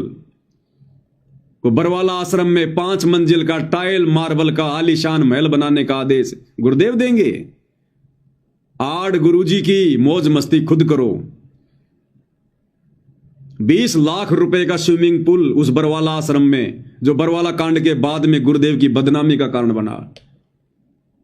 मीडिया ने थूक थूक के कहा कि ये संत है, संतों के काम होते हैं स्विमिंग पूल में फुदक फुदक के नहाना। मनमाना आचरण तुम लोगों का, नाम गुरुजी का। अरे जो परम संत रो रो के सत्संग करता कि बच्चों यहां के सुख ये झूठे सुख हैं, वो स्विमिंग पूल में नहाएगा अपने बच्चों के दान का 20 लाख रुपया बर्बाद करवा के। उनकी आंखों के सामने उनके लाखों बच्चे, हजारों बच्चे जो बरवाड़ा आश्रम में जाते थे, वो बेचारे बाथरूमों में नहाया करते थे, और ये बाप, ये समर्थ, ये उस स्विमिंग पूल में नहाएगा। सारा मनमाना आचरण इन लोगों का, और ये सारी चीजें फिर बरवाला कांड में बदनामी का कारण बनी। और वो ही काम इन्होंने धनाना में शुरू कर दिया, दूसरे आश्रमों में शुरू कर दिया। स्टेज के पीछे कोई 3-3 मंजिल की, कोई 5-5 मंजिल की, और नाम क्या कह रहे हैं? गुरुजी का निवास बन रहा है। गुरुजी जब आएंगे तो गुरुजी का आवास बन रहा है। अरे गुरुजी 200-400 फुट के नहीं है, इस कारलोक के अनुसार लीला कर रहे हैं। 6.5 फीट हाइट है, और परमात्मा कहते हैं घर तो 3.5 हाथ, गढ़ा तो 4.25। इससे अधिक जो बनाता है उसको नहीं विचार। 5-5 मंजिल में रहेंगे गुरुदेव भगवान। अरे फिर से कोई धनाना कांड करवाने की तैयारी है क्या? उस आश्रम के भी ताले लगवाओगे क्या? स्विमिंग पूल, 5 मंजिल का मकान है, सतगुरुदेव भगवान को बाहर आने के बाद में इन पत्थरों के मकानों में बैठने की जरूरत नहीं है। वो पत्थरों के मकान नहीं बनवाते, वो अपने भक्तों के हृदय में मकान बनवाते हैं। गुरुदेव भगवान को अपने भक्तों के हृदय में जगह चाहिए। अरे इतनी औकात बनाओ कि तुम अपने गुरुजी को अपने हृदय में बैठा सको, क्षमा सको, वो भगवान सहर्ष तुम्हारे हृदय में बैठ सके। गुरु भगता मम आत्म सोई, वाके हृदय रो समोई। इन पत्थरों के मकानों में बैठाने से परमात्मा प्रसन्न नहीं होता। ये टाइल मार्बल चिप्स के मकान बनाने से गुरु प्रसन्न नहीं होता। अपने दिल में जगह दो गुरु को, तब आएगा गुरु जेल से बाहर। छोड़ दो ये बकवाद भाई और बहनों, छोड़ दो। खून के आंसू रोने पड़ेंगे, खून के आंसू। तुमने क्या सोचा काल कोई नशे की दवा खा के सो रहा है? इस समय आत्माओं को सतलोक ले जाने का वचन छूट उस काल के वचन अनुसार काल ने दे रखी है कि आप कलयुग में जितने मर्जी जीव ले जाना। अपने भोजन को कोई इतनी आसानी से जाने देगा क्या? सतगुरु से ज्यादा प्रिया संगत को तोड़ने का, बरगलाने का, भ्रमित करने का, धोखा देने का काल कर रहा है। और तुम्हें पता हो सामने प्रकट नहीं होता।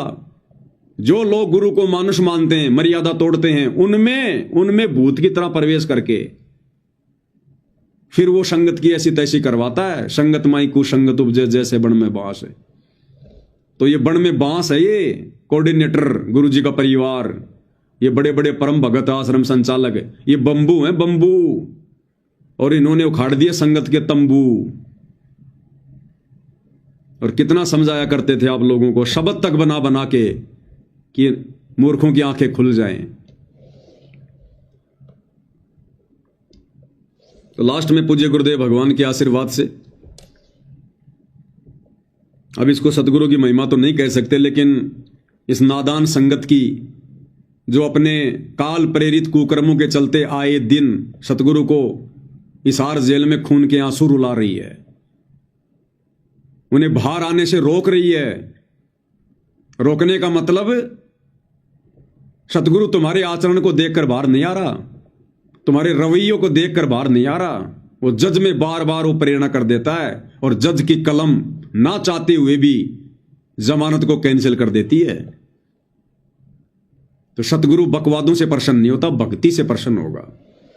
और ये भक्ति तुम्हें ये काल करने नहीं देगा इन आश्रम वालों के माध्यम से। जब तक तुम इनके संपर्क में रहोगे, इन आश्रमों में जाओगे, आंख बंद करके इनके आदेशों की पालना करोगे। बंदी छोड़ सतगुरु रामपाल जी परमेश्वर जी की जय हो। भक्तो भक्ति करो, बकवाद नहीं आएंगे गुरु जी कभी ना कभी। भक्तो भक्ति करो, बकवाद नहीं आएंगे गुरु जी कभी ना कभी। फिर क्या चेहरा दिखलाओगे जब पूछेंगे गुरु जी कभी ना कभी। फिर क्या चेहरा दिखलाओगे जब पूछेंगे गुरु जी कभी ना कभी। जब पूछेंगे गुरुदेव भगवान के नालायकों, उस परीक्षा के समय में तुमने क्या किया? मैं तुम्हारी परीक्षा ले रहा था जेल में बैठकर।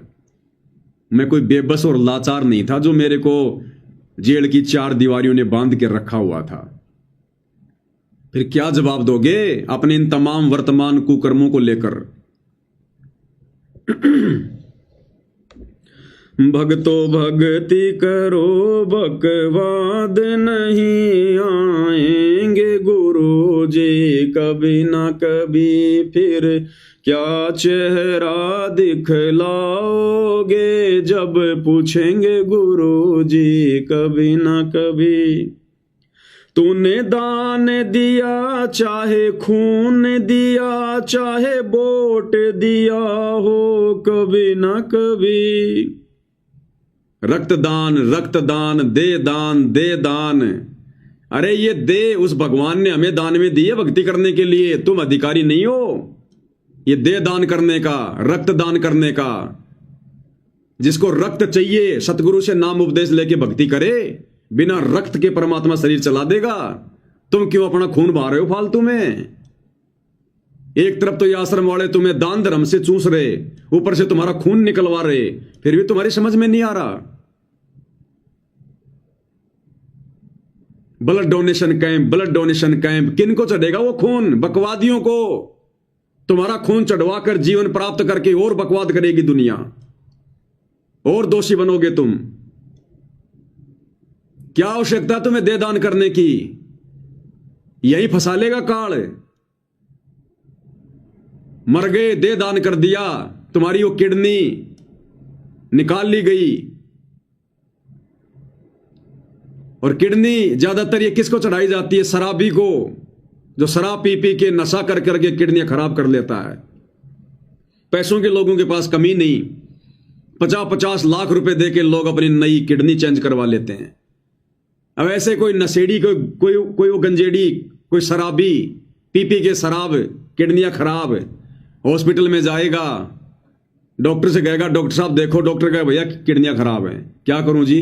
भैया 40 लाख रुपए लगेंगे, किडनी की व्यवस्था हो जाएगी, कर दो जी चेंज।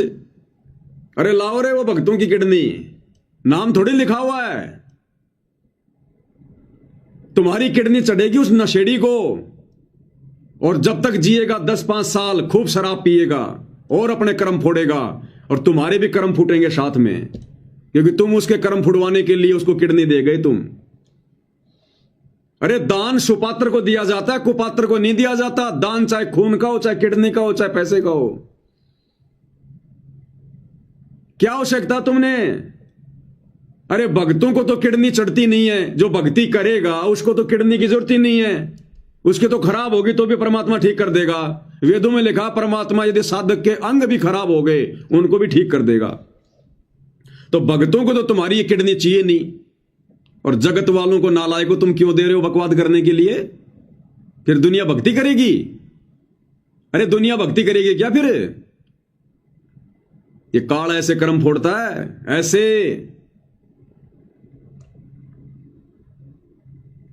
तूने दान दिया चाहे खून दिया, लेकिन तूने सब कुछ कुपात्रों को दिया, कुपात्रों को। और वोट दिया हो कभी ना कभी 2019 में इसी सतलोक आश्रम वालों ने हरियाणा में कांग्रेस सरकार का समर्थन करवाया तुम लोगों से, वोट डलवाए ना। पूरे देश में बीजेपी का विरोध, कांग्रेस का समर्थन, गुरु जी का आदेश बता दिया, और हरियाणा में उस व्यक्ति का समर्थन करवाया भक्तों से, उस व्यक्ति को वोट डलवाए, भूपेंद्र सिंह हुड्डा को, जिसको गुरुदेव भगवान ने करोथा कांड का मुख्य दोषी बताया। और गुरुदेव ने कह रखा कि उस भूपेंद्र सिंह हुड्डा के तो इतने लंबे लंबे कीड़े पड़ेंगे। उस व्यक्ति को, उस परमात्मा के उस द्रोही को इन आश्रम वालों ने, इस काल ने भक्तों से समर्थन करवा के परमात्मा के विरोधी व्यक्ति का और संगत के सूखे सूखे कर्म फुड़वाए। ये सोच समझ के लिखवाए परमात्मा ने शब्द, मजाक में नहीं लिखवाए। तूने दान दिया चाहे खून दिया, चाहे वोट दिया हो कभी ना कभी। तूने दान दिया चाहे खून दिया, चाहे वोट दिया हो कभी ना कभी। देना होगा जवाब तुझे यहीं का यहीं, आएंगे गुरुजी कभी ना कभी। देना होगा जवाब तुम्हें यहीं का यहीं, आएंगे गुरुजी कभी ना कभी। यहीं का यहीं मतलब 21 ब्रह्मांड में। जब जाओगे ना धर्मराय के दरबार में, वहां हिसाब मांगेगा कि बेटा तू कौन होता है दे दान करने वाला। गरीबदास जी कहते हैं पिंड प्राण जिन दीने दाना, गरीबदास जाकू कुर्बाना। कि उस कबीर भगवान ने ये पिंड, ये शरीर मुझे दान में दिया भक्ति के लिए। अरे तू कौन होता है उस परमात्मा के द्वारा दिए गए इस शरीर को दान करने का? तू अधिकारी है क्या? देना होगा जवाब तुझे यहीं का यहीं, वो धर्मराय के दरबार में। भक्तो भक्ति करो बकवाद नहीं, आएंगे गुरु जी कभी ना कभी, फिर क्या चेहरा दिखलाओगे जब पूछेंगे गुरु जी कभी ना कभी। क्यों नाम लिया गुरु ज्ञान लिया, क्यों नाम गुरु का बदनाम किया, क्यों नाम लिया क्यों ज्ञान लिया, क्यों नाम गुरु का बदनाम किया। आधार ज्ञान को बनाया ही नहीं, आएंगे गुरु जी कभी ना कभी। आधार ज्ञान को बनाया ही नहीं, आएंगे गुरु जी कभी ना कभी। अरे क्यों नाम लिया? क्या तुमने ये ज्ञान सुना? अगर ये सारे उल्टे कुकर्म करके गुरुजी की बदनामी ही करवानी थी तो स्टेडियम बनवा दिया, राजनीति कर रहे हो। 2019 में पूरे देश में इन आश्रम वालों ने भक्तों से कांग्रेस का समर्थन करवाया, कांग्रेस को वोट डलवाए। देश की आधी जनता जो बीजेपी की समर्थक है, संत रामपाल जी को जी भर के गालियां निकाल रही है। ये काहे का संत है? दोगला आदमी है। संतों के काम होते हैं राजनीति करने के। तुम भक्तों की नादानी ने, बेवकूफी ने, बिना सोचे समझे जिस राजनीति से संत रामपाल जी का 36 का आंकड़ा रहा है, इस काल में तुम लोगों से राजनीति करवा दी और पूरा देश गुरु जी को गालियां दे रहा, जो बीजेपी के जो लोग समर्थक हैं। फिर 2024 में उस कांग्रेस को छोड़ दिया काल ने और नरेंद्र मोदी की गोद में बैठ गए, बीजेपी की गोद में बैठ गए और बीजेपी का समर्थन करवा रहे हैं। नरेंद्र मोदी की हरियाणा की गोहाना रैली में, मध्य प्रदेश की भोपाल रैली में, हरियाणा के मुख्यमंत्री की रैलियों में जा रहे हैं, भक्तों को भेज रहे हैं बसें भर भर के। अब वो कांग्रेस वाले गालियां देंगे। अब 2024 में जी भर के कांग्रेस वालों ने गालियां दी कि ये तो वास्तव में बड़ा दोगला आदमी है, क्योंकि उनको थोड़ी पता है कि आदेश कौन दे रहा है। वो तो ये सोच रहे हैं कि ये संत रामपाल जी के भगत हैं, इनके गुरु जी आदेश दे रहे हैं। अब वो कांग्रेस वाले जी भर के गालियां दे रहे हैं, निंदा चुगली कर रहे हैं, गुरु की बदनामी कर रहे हैं। ये तो वास्तव में दोगला आदमी है। इससे तो राम रहीम अच्छा। उसने कभी इतनी जल्दी कोई पार्टी तो नहीं बदली। वो बीजेपी का शुरू से था, आज भी बीजेपी का है। और ये बाबा रामपाल तो कभी कांग्रेस कभी बीजेपी। तो तूने नाम लिया, तूने ज्ञान लिया, क्यों नाम लिया गुरु ज्ञान लिया, क्यों नाम गुरु का बदनाम किया।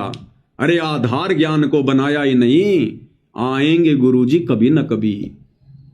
भक्तो भक्ति करो बकवाद नहीं, आएंगे गुरु जी कभी ना कभी। फिर क्या चेहरा दिखलाओगे जब पूछेंगे गुरु जी कभी ना कभी। और उसके बाद ज्योति पाठ के नाम पर ठगी, बन गए मूर्ख।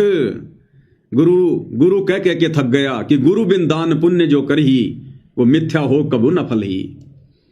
गुरु बिन माला फेरते, गुरु बिन देते दान, गुरु बिन दोनों बेकार है, चाहे पूछो वेद पुराण। गुरु कह के थक गया कि भाई इस धरती पर सतगुरु के अलावा दान धर्म लेने का, ज्योति पाठ का पैसा लेने का कोई भी अधिकारी नहीं है, सुपात्र कोई भी नहीं है। आंख बंद करके तुमने इन काल प्रेरित कुपात्रों के हाथों में, कोऑर्डिनेटरों के हाथों में, आश्रम वालों के हाथों में, नामदान संचालकों के हाथों में, जिनकी एक भी मर्यादा नहीं है, सब गुरु को मानुष मानते हैं, अपने कर्म फोड़ लिए। और तुम्हारी आंखों के सामने वो दान कभी आरक्षणों में, कभी गुंडों की सीबीआई जांच में, कभी जाटों की धर्मशाला में, कभी अयोध्या के भंडारे में, कभी राजनीति में तुम्हारे कर्म फूटे कर्म ढंग से। तूने जोत कराई चाहे पाठ कराया, आदेश गुरु का लिया ही नहीं। गुरुदेव ने स्पष्ट कर रखा सत्संग में कि पाठ करवाने से पहले गुरुजी से आज्ञा ली जाती है। गुरुजी से आज्ञा, गुरुजी की आज्ञा के बिना पाठ नहीं करवाया जाता। ये आदेश हैं गुरुदेव भगवान के। अगर दास के पास में होगा तो जरूर आपको दिखाऊंगा। ये रहा, सुनो ध्यान से क्या कह रहे हैं परमात्मा।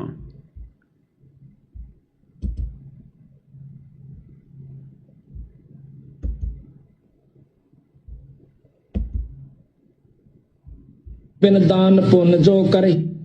गुरुदेव कह रहे हैं पाठ करवाने से पहले गुरु से आदेश लेना पड़ता है। अरे गुरुजी तो 2014 से हिसार जेल में बैठे हैं और कई लाखों भक्तों ने पाठ करवाए, ज्योतियां करवाई है। और कितने लोग गए हिसार जेल में आदेश लेने के लिए? कितने लोग गए गुरुजी से हिसार जेल में आदेश लेने के लिए कि गुरुजी इन आश्रमों में इन भक्तों को पाठ करवाएं या ना करवाएं? बस मूर्ख बना दिया पीले पर्चे दिखा दिखा के, नकली ऑडियो एआई से बना बना के। अब तो सरेआम फिल्में बना रहे हैं एआई से। अरे अब तो विश्वास करो, तुम्हें किस कदर ठग लिया काल ने। तो 25 मिनट की फिल्म एआई वाली, अब भी तुम्हारी आंखें नहीं खुली। उस 25 मिनट की फिल्म में सीधा सीधा पूरा वीडियो एआई से बनाया गया, गुरुजी की आवाज हूबहू, जो मर्जी बुलवाया गया गुरुजी से, जो मर्जी। अब भी तुम्हारी आंखें नहीं खुल रही। ऐसे ही तुम्हारे को ऑडियो वीडियो के नाम से मूर्ख बनाया जा रहा है। उस वीडियो में देखो किस प्रकार से एआई से गुरुजी की आवाज में क्या कहलवाया गया। वो चाय की दुकान वाला कह रहा है कि महाराज जी चाय समोसा लगा दूं। संत रामपाल जी की आवाज में एआई से हूबहू क्या कहलवाया जा रहा है? हाँ हाँ लगा दो भगत जी, चाय समोसा लगा दो। संत रामपाल जी महाराज स्कूटर को रास्ते में एक चाय की दुकान के पास रोक देते हैं। राम राम महाराज जी। राम राम भगत जी। महाराज जी चाय समोसा लगा दूं? हाँ भगत जी लगा दीजिए। सुन लिया? ये काल आने वाले समय में तुम्हारा चाय समोसा लगाएगा, तुम्हारा नाश्ता करेगा, तुम्हारा, क्योंकि इसने अपना काम पूरा कर लिया। तुम्हारी मर्यादा तुड़वा दी, गुरु की नजरों से तुम्हें नीचे गिरा दिया। अब तुम कितने शाणे बन जाओ, अब तुम काल की खुराक हो, काल की खुराक है। गुरु के दिल से उतरे वो शब्द बिहूना होए, उसको काल घसीट ही राख सके ना कोई। अब ये बनेगी तुम्हारे साथ में। तो ऐसे तुम्हें मूर्ख बनाया गया एआई से ऑडियो वीडियो बना बना के, तुम्हें लाइव दिखा दिखा के। और क्या कह रहे हैं परमात्मा? पाठ करवाने से पहले गुरु की आज्ञा लेनी चाहिए। क्या तुमने गुरुदेव के इस आदेश की पालना की? कितने लोग गए हिसार जेल में ये पूछने के लिए कि गुरुजी हम पाठ करवाएंगे ना करवाएं? सब भेड़ चाल में। कोऑर्डिनेटर ने कह दिया, पीला पर्चा निकाल दिया, नकली एआई से ऑडियो आ गई, बच्चों पाठ करो, दान करो, मेरी आत्मा बहुत खुश हो रही है। अगर इतनी गुरुदेव की आत्मा खुश होती तुम भक्तों से, तो कब के आ जाते बाहर हिसार जेल से। जमानत की भी जरूरत नहीं पड़ती, कब के आ जाते। वो भगवान तो अपने बच्चों से मिलने के लिए तड़प रहा है, लेकिन बच्चे इस लायक नहीं हैं कि बाप उनको अपने गले से लगा सके। बच्चे अभी बदबू मार रहे हैं, बदबू, काल की गंदगी में सने हुए हैं। सत्संग नहीं सुने संगत ने। ये सत्संग क्यों दिए भगवान ने? गांव गांव जाकर लोगों की गालियां खा खा के। सत्संग ही भक्ति का मूल है। और ये सत्संग तो ना तुमने पहले सुने, ना तुम लोगों को वर्तमान में इन आश्रमों में सत्संग सुनने दिए जा रहे। तो क्या कह रहे हैं परमात्मा पाठ के विषय में कि पाठ करवाने से पहले गुरु की आज्ञा लेनी चाहिए। बिन दान पुण्य जो कर ही मिथ्या होवे कभू ना फरही। बिना गुरु के जो दान करते हैं मिथ्या जावे, वो कभी नहीं फलेगा।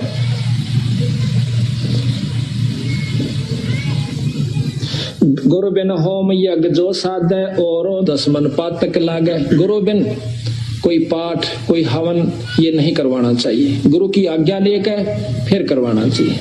सुन लिया? जिसके सिर पर कृपा गुरु की, वो दुख कैसे आएगा। जिसके सिर पर कृपा गुरु की, वो दुख कैसे आएगा। नाम गुरु जी का जप लेगा, नाम गुरु जी का जप लेगा, जीवन सफल बनाएगा। जिसके सिर पर कृपा गुरु की, वो दुख कैसे पाएगा। जिसके सिर पर कृपा गुरु की,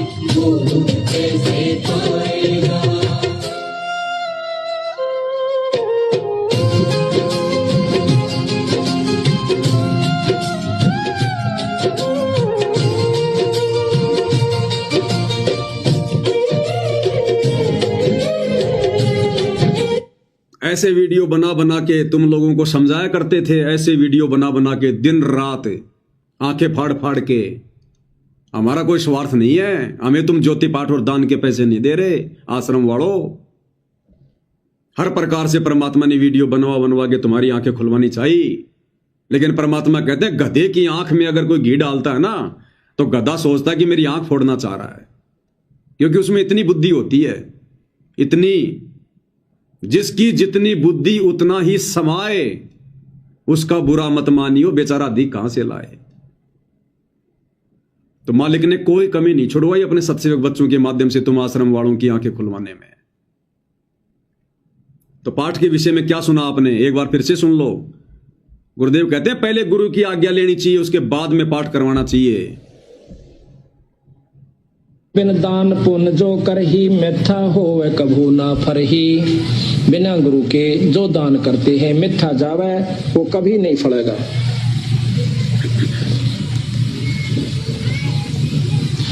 गुरु बिन होम यज्ञ जो साधे और 10 मन पातक लागे। गुरु बिन कोई पाठ कोई हवन ये नहीं करवाना चाहिए, गुरु की आज्ञा लेकर फिर करवाना चाहिए।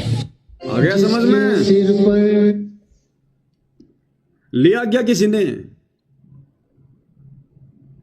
नाम लेने के बाद में 90% ने तो साक्षात गुरु का चेहरा भी नहीं देखा अभी तक है, और पाठ करवा दिए, ज्योतियां करवा दी, और वो कुपात्र तुम्हारे पैसों पर ऐश कर रहे हैं, तुम्हारे कर्म फुड़वा रहे हैं, आरक्षणों में दे दे के, गुंडों की सीबीआई जांच में दे दे के, राजनीति में लगा लगा के। और कहते हैं दान धर्म करने से तो आत्मा में निर्मलता आती है, पाप कटते हैं। तुम्हारे सिर पर तो पाप और ज्यादा बढ़ रहे हैं, तुम्हारी आत्मा निर्मल नहीं, तुम्हारी आत्मा तो और ज्यादा जो है पत्थर जैसी बनती हुई जा रही है। तुम आश्रम वाले भक्तों का आचार विचार व्यवहार बोलचाल और साथ संगति वाले भक्तों का आचार विचार व्यवहार बोलचाल रात दिन का अंतर है। पाठ करवाते करवाते भी तुम आश्रम वालों का व्यवहार उस कव्य जैसा है, भक्तों को गाली गलौज करना, किसी की बात नहीं सुनना, मार पिटाई करना भक्तों के साथ में। तो ये दान धर्म तुम्हारा कहां काम कर रहा है, जबकि गुरु जी कहते हैं दान करने से तो आत्मा में निर्मलता आती है। और तुम तो वज्र के जैसे बनते जा रहे हो, वज्र के जैसे, क्योंकि तुम्हारा ये ज्योति पाठ सफल नहीं है। गुरु की आज्ञा तोड़ के, गुरु के सत्संगों के विरुद्ध, और राजनीतियां करने वालों का और करवाने वालों का पाठ कभी सफल होता है? राजनीति में शामिल होने वाले तो पाठ करवा रहे हैं, और राजनेताओं के तलवे चाटने वाले आश्रमों में बैठकर पाठ कर रहे हैं। बहुत जल्दी जाओगे दोनों स्वर्ग में, बहुत जल्दी। स्पेशल विमान आएगा तुम्हारे लिए तो सतलोक से, स्पेशल। तो परमेश्वर ने किस कदर हर पॉइंट पर भक्तों की आंखें खुलवाने का प्रयास किया, लेकिन भाई परमात्मा कहते हैं भाई जैसे सूरज के आगे बदरा ऐसे कर्म छयारे, और प्रेम की पवन करे चित मंजन झिलके तेज नयारे। तो प्यार की पवन नहीं चली तुम्हारी, तुम्हारे पाप कर्म नहीं कटे भाई। तो ये दान धर्म भी तुम लोगों ने सोच समझ के नहीं दिया, ज्ञान की कमी के कारण। तूने जोत कराई चाहे पाठ कराया, आदेश गुरु का लिया ही नहीं। तूने जोत कराई चाहे पाठ कराया, आदेश गुरु का लिया ही नहीं। धन सोच समझ के दिया ही नहीं, आएंगे गुरु जी कभी ना कभी। धन सोच समझ के दिया ही नहीं, आएंगे गुरु जी कभी ना कभी। अरे गुरुदेव कहते हैं पात्र को पात्र विचार के ताही दीजिए दान, कि पात्र और कुपात्र का विचार करके उसके बाद में दान धर्म देना चाहिए। लेकिन तुम लोगों ने तो आंखें बंद करके अपने कर्म फुड़वाए हैं। भक्तो भक्ति करो बकवाद नहीं, आएंगे गुरु जी कभी ना कभी। फिर क्या चेहरा दिख लाओगे जब पूछेंगे गुरु जी कभी ना कभी। और 2014 के बाद में आंख बंद करके आश्रम वालों के आदेशों पर इन आश्रमों में जाना, कभी सिंहपुरा में, कभी रोहतक में, कभी मुंडका में, और खा खा के धक्के अपनी दुर्गति करवा के, और भक्ति से दूर होके बैठे हो। आज तुम भक्ति से दूर होके शतलोक आश्रमों से जुड़े हुए एक भी व्यक्ति को आत्मिक शांति नहीं है। एक भी व्यक्ति को किसी न किसी बात को लेकर जरूर परेशान है, जरूर दुखी है, मानसिक टेंशन है, संसार में रमा हुआ है, घुसा हुआ है, पैसे कमाने में दौड़ लगा रखी है, क्योंकि काल बैठा सिर पर, भक्ति नहीं करने देगा। और खाओ धक्के इन आश्रमों में। तुम्हारा घर तो शमशान घाट है। अरे जिस घर में तुमने दरबार लगा रखा, ज्योति लगा रखी है, दंडवत करते हो, आरती करते हो, सत्संग सुनते हो, शमशान घाट है क्या? वो आश्रम नहीं है। लेकिन तुमने कभी अपने घर को आश्रम बनाया ही नहीं। और तारीखों पे जा जाके तुमने क्या ड्रामे किए वो तुमने देख लिए। जज का रवैया, पेशी पे गया ना मुंडका गया, रोहतक में धक्के खाए ही नहीं। धनाना से पहले इनका रोहतक में आश्रम था, सिंहपुरा में, और दिल्ली के मुंडका में तो अभी भी है, और तारीखों पर ये भेजाई करते थे। पेशी पे गया ना मुंडका गया, रोहतक में धक्के खाए ही नहीं। पेशी पे गया ना मुंडका गया, रोहतक में धक्के खाए ही नहीं। गुरु दिल से दूर कभी हुआ नहीं, नहीं आएंगे गुरु जी कभी ना कभी। गुरु दिल से दूर कभी हुआ ही नहीं, आएंगे गुरु जी कभी ना कभी। अब यहां पर सत्सेवकों ने समझदारी दिखाई कि हमने तुम लोगों की तरह उन तारीखों पर, उन पेशियों पर धक्के नहीं खाए, उन आश्रमों में जा जाके धक्के नहीं खाए, दान धर्म के नाम पर नहीं लुटे, कुपात्रों को देकर अपने कर्म नहीं फोड़े। और हमारा गुरु तो सदा हमारे दिल में बसता है। घटी में गंगा, घटी में जमुना, घटी में जगदीश। गुरु भगता मम आत्म सोई, वाके हृदय रो सोई। जो गुरु के पक्के भगत हैं, परमात्मा उनके हृदय में निवास करता है। तो आज तो तुम्हारी आंखें बंद हैं, आने वाले दिनों में पता चलेगा गुरुमुखी कौन है और गुरुद्रोही कौन है। जिनको तुम पक्के गुरु भगत मान के बैठे हो, ये पक्के काल के एजेंट हैं। और जिनको तुम गुरुद्रोही समझ रहे हो, साथ संगत वालों को, इनसे बढ़कर संसार में परमात्मा की आत्मा नहीं है। तो हम नहीं गए, पेशी पे गया ना मुंडका गया, रोहतक में धक्के खाए ही नहीं। और गुरु दिल से दूर कभी हुआ ही नहीं, आएंगे गुरु जी कभी ना कभी। भक्तो भक्ति करो बकवाद नहीं, आएंगे गुरु जी कभी ना कभी।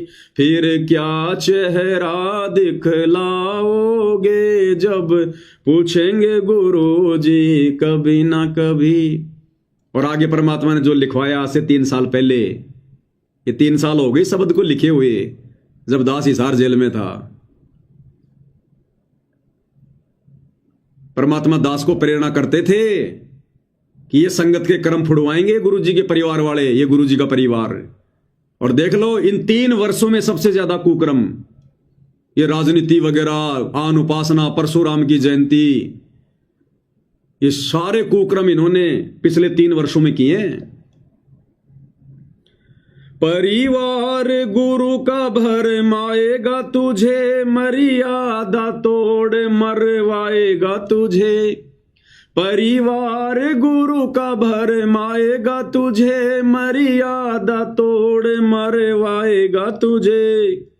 तुझे दूर गुरु से करवाएगा यही, आएंगे गुरु जी कभी ना कभी। तुझे दूर गुरु से करवाएगा यही, आएंगे गुरु जी कभी ना कभी। आज वो ही हो गए 100%। गुरु के परिवार ने भ्रमित किया और गुरु से दूर करवा दिया। जिन बातों से गुरु दुख पावे, उन बातों को दूर भगावे। तुमने सारे वो कुकर्म किए हैं भक्ति विरुद्ध, जिससे गुरु दुखी हो। और इन काल एजेंटों ने, गुरु जी के परिवार ने, तुम नादान संगत वालों को गुरु से दूर करवा दिया। अरे संध्या आरती पढ़ते हो, किर्त गनी भूले नरलोई, और जा घट निश्चय नाम ना होई। जो कृतज्ञ व्यक्ति होता है ना, कौन होता है? जो गुरु के द्वारा किए गए उपकारों को भुला दे। तो तुम लोगों ने गुरु के उपकार भुला दिए। गुरु ने कब कहा राजनीति करने का, राजनेताओं को वोट देने का, उनकी रैलियों में जाने का, परशुराम की जयंती में जाने का? अरे गुरु तो कहते हैं 100 वर्ष सतगुरु की पूजा, एक दिन अनुपासी, वो अपराधी आत्मा पड़े काल की फांसी। परशुराम की जयंती पर जाने का तुम्हारा क्या मतलब था? काल ऐसे ही मरवाता है सूक्ष्म चाल। तो मर्यादा तोड़ मरवाएगा, यही मरवा दिया गुरु के परिवार ने तुम्हारी मर्यादा तोड़वा के। भक्तो भक्ति करो, बकवाद नहीं आएंगे गुरु जी कभी न कभी। भक्तो भक्ति करो, बकवाद नहीं आएंगे गुरु जी। अब सबसे बड़ी कमी क्या रही? साध संगति की। हाथ जोड़ जोड़ के विनती करते थे लास्ट में, जुड़ जाओ साध संगति से, जुड़ जाओ। कोई आधार कार्ड जमा नहीं करवाना, कोई फॉर्म नहीं भरना, कोई तुमसे पैसे नहीं ले रहे, कोई ज्योति पाठ दान का पैसा नहीं ले रहे तुम्हारे से। अरे सिर्फ वीडियो देखने और ज्ञान को आधार बनाओ, घर बैठ के भक्ति करो। कितनी विनती की तुमसे साध संगति से जुड़ने की, तुम्हारे कान पर जू भी नहीं रहेंगी। और अब आने वाले समय में देखना जब तुम्हारी दुर्गति पे दुर्गति होंगी। तू साध संगत में आया ही नहीं, तूने मर्म ज्ञान का पाया ही नहीं। तू साध संगत में आया ही नहीं, तूने मर्म ज्ञान का पाया ही नहीं। तूने विश्वास गुरु पर किया ही नहीं, आएंगे गुरु जी कभी ना कभी। तूने विश्वास गुरु पर किया ही नहीं, आएंगे गुरु जी कभी ना कभी। कहां विश्वास किया संगत ने अपने गुरु पर? अरे सार नाम कौन दे सकता है? परमात्मा क्यों आता है सतलोक से सार नाम देने के लिए? और इस नादान संगत ने गुरु का हिसार जेल से बाहर आने का भी इंतजार नहीं किया, और इन कुपात्रों से वो फर्जी सार नाम, सार शब्द ले लिया और अपनी दुर्गति करवा ली। अरे पाड़ोसी से अपने पेट में बच्चा डलवाने वाली औरत कभी पतिव्रता नहीं हो सकती। ये भक्ति रूपी बच्चा, ये सार नाम सार शब्द केवल सतगुरु देने का अधिकारी है। ये प्रथम नाम भी कोई देने का अधिकारी नहीं है सृष्टि में। सतनाम सार शब्द तो बहुत दूर की बात है। वो सार नाम देने के लिए तो भगवान सतलोक से चल के आया है। सोहम नाम हम जग में लेके आए और सार नाम हमने गुप्त छुपाए। उस गुप्त नाम को इन काल के एजेंट आश्रम वालों को देगा गुरु। एक 15 रुपए की डीवीडी में डाल के आलू टमाटर की तरह एक एक पाठ के चक्कर में बांटने के लिए देगा गुरु। क्या गुरु इनके आचरणों से वाकिफ नहीं है? गुरु को पता नहीं है इन लोगों का? इनके असंख्य जन्मों की कुंडली का पता गुरु को। यह छटनी का समय था, परीक्षा का समय था, बहुत सोच समझ के निर्णय लेना था। इन्होंने तो बकवाद करनी थी काल प्रेरणा से, और सतगुरु ने भी भक्तों की परीक्षा लेनी थी कि कौन मेरे ज्ञान को समझा। और पड़ोसियों से जाके पेट में बच्चा डलवा लिया। अब वो बच्चा किसका कहलाएगा? अरे वेश्या के बच्चे को कौन अपना नाम देता भाई? वेश्या के बच्चे को कोई अपना नाम देता है क्या? तुम्हारी वो दुर्गति कर दी इन आश्रम वालों ने। 2014 बरवाला कांड के बाद ये सार नाम और सार शब्द जिन जिन लोगों ने लिया है,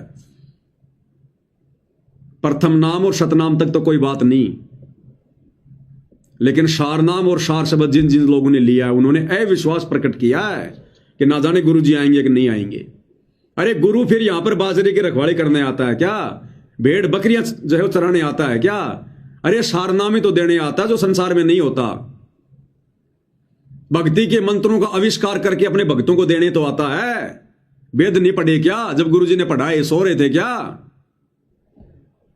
अविश्वास प्रकट किया तुम लोगों ने, अविश्वास, गुरु का विश्वास तोड़ दिया तुम लोगों ने। और कहते हैं काठ की हांडी केवल एक बार चढ़ती है, दोबारा नहीं। बहुत समझाया था भाई, रो रो के समझाया करते थे। इन आश्रम वालों की गालियां खा खा के, इनके लठ खा खा के तुम्हें समझाया, जेल जा जाके तुम्हें समझाया, फिर भी तुम्हारी आंखें नहीं खुली आश्रम वालों, अंध भक्तों। अब तो तुम्हारा सब कुछ बर्बाद हो चुका है, सब कुछ। फिर भी तुम्हारे पास में समय है, जब तक गुरुदेव भगवान जेल से बाहर नहीं आते हैं। भगत बन के दिखा दो अपने भगवान को। जितनी तुमने मूर्खता की है, जितनी तुमने गलतियां की हैं जाने अनजाने में, नाक रगड़ रगड़ के माफी मांग के, और इन आश्रम वालों से सवाल जवाब करो। मुंह करके भी मत शो इन आश्रमों की तरफ जब तक सतगुरु रामपाल जी भगवान बाहर ना आ जाए। 1 रुपया मत दो इनको, पात्रों को काट के, एजेंटों को अपने घर पे रखो। गुरु के आने के बाद देना, संकल्प कर लो। सतगुरु तुम्हारे नोट के, उन कागज के टुकड़ों का भूखा नहीं है। जिसने 21 ब्रह्मांड काल को भीख में दे रखे हैं, वो तुम्हारे पाठ का भूखा है क्या? कहते हैं साधु भूखा भाव का, धन का भूखा नहीं। जो कोई धन का भूखा वो साधु भी नहीं। धन के भूखे तो ये आश्रम वाले थे जिन्होंने तुम्हारे को चूस लिया, तुम्हारे को चूसे हुए आम की तरह। आम में से आम चूस के गुठली निकाल के कैसे वो पिचका पिचका होता है, तुम्हारी ये हालत कर दी है। लेकिन फिर भी मालिक दयालु है, जब तक इस जेल से बाहर नहीं आते हैं। अगर तुम लोगों ने फिर भी ज्ञान को आधार बनाया, साथ संगति से जुड़े, मालिक से रो रो के अपने उन तमाम कुकर्मों की जो मैनेजमेंट वालों ने तुम लोगों से करवा के मर्यादा तोड़वा दी है, अगर तुमने उनका प्रायश्चित किया और आगे से ज्ञान आधार से चले, अभी भी मालिक दयालु है। नहीं तो तुम्हारी नैया डूब चुकी है नैया। तो भाई समझा सकते हैं, विनती कर सकते हैं, इससे ज्यादा कुछ नहीं। तो भाई और बहनों, परमेश्वर की बहुत बड़ी रजा, बहुत बड़ी दया। और कुछ एक भगत भाइयों की जो थालियां, जिन्होंने जो एड्रेस वगैरह भेज रखे हैं, भाई और बहनों, क्या कि सतगुरु महिमा की जो पुस्तकें हैं वो समाप्त हो गई हैं। तो वो पुस्तकें हमने छपने के लिए दे रखी हैं। 10-15 दिन लगेंगे कम से कम, क्योंकि बार बार फिर थोड़े भेजेंगे तुम्हें। तो पुस्तकें आ जाती हैं, क्योंकि पुस्तकें छपने में टाइम लगता है। तो 10-15 दिन के अंदर अंदर पुस्तक छप के आ जाएगी। तुरंत उसके बाद में जिन जिन भाइयों के एड्रेस आए हुए हैं, सबको थालियां बाय कोरियर भेज दी जाएगी। इसलिए थोड़ा सा धैर्य रखें, मालिक दया कर देंगे। तो भाई और बहनों, आज की साथ संगति में केवल इतना ही। परमेश्वर जी के आशीर्वाद से सतगुरुदेव भगवान हम सबको आशीर्वाद दे, हमारा मार्गदर्शन करे, हमें भक्ति मार्ग पर दृढ़ता से आगे बढ़ाए। इसके साथ साथ संगति को विराम देते हैं। बंदी छोड़ सतगुरु रामपाल जी परमेश्वर जी की जय हो।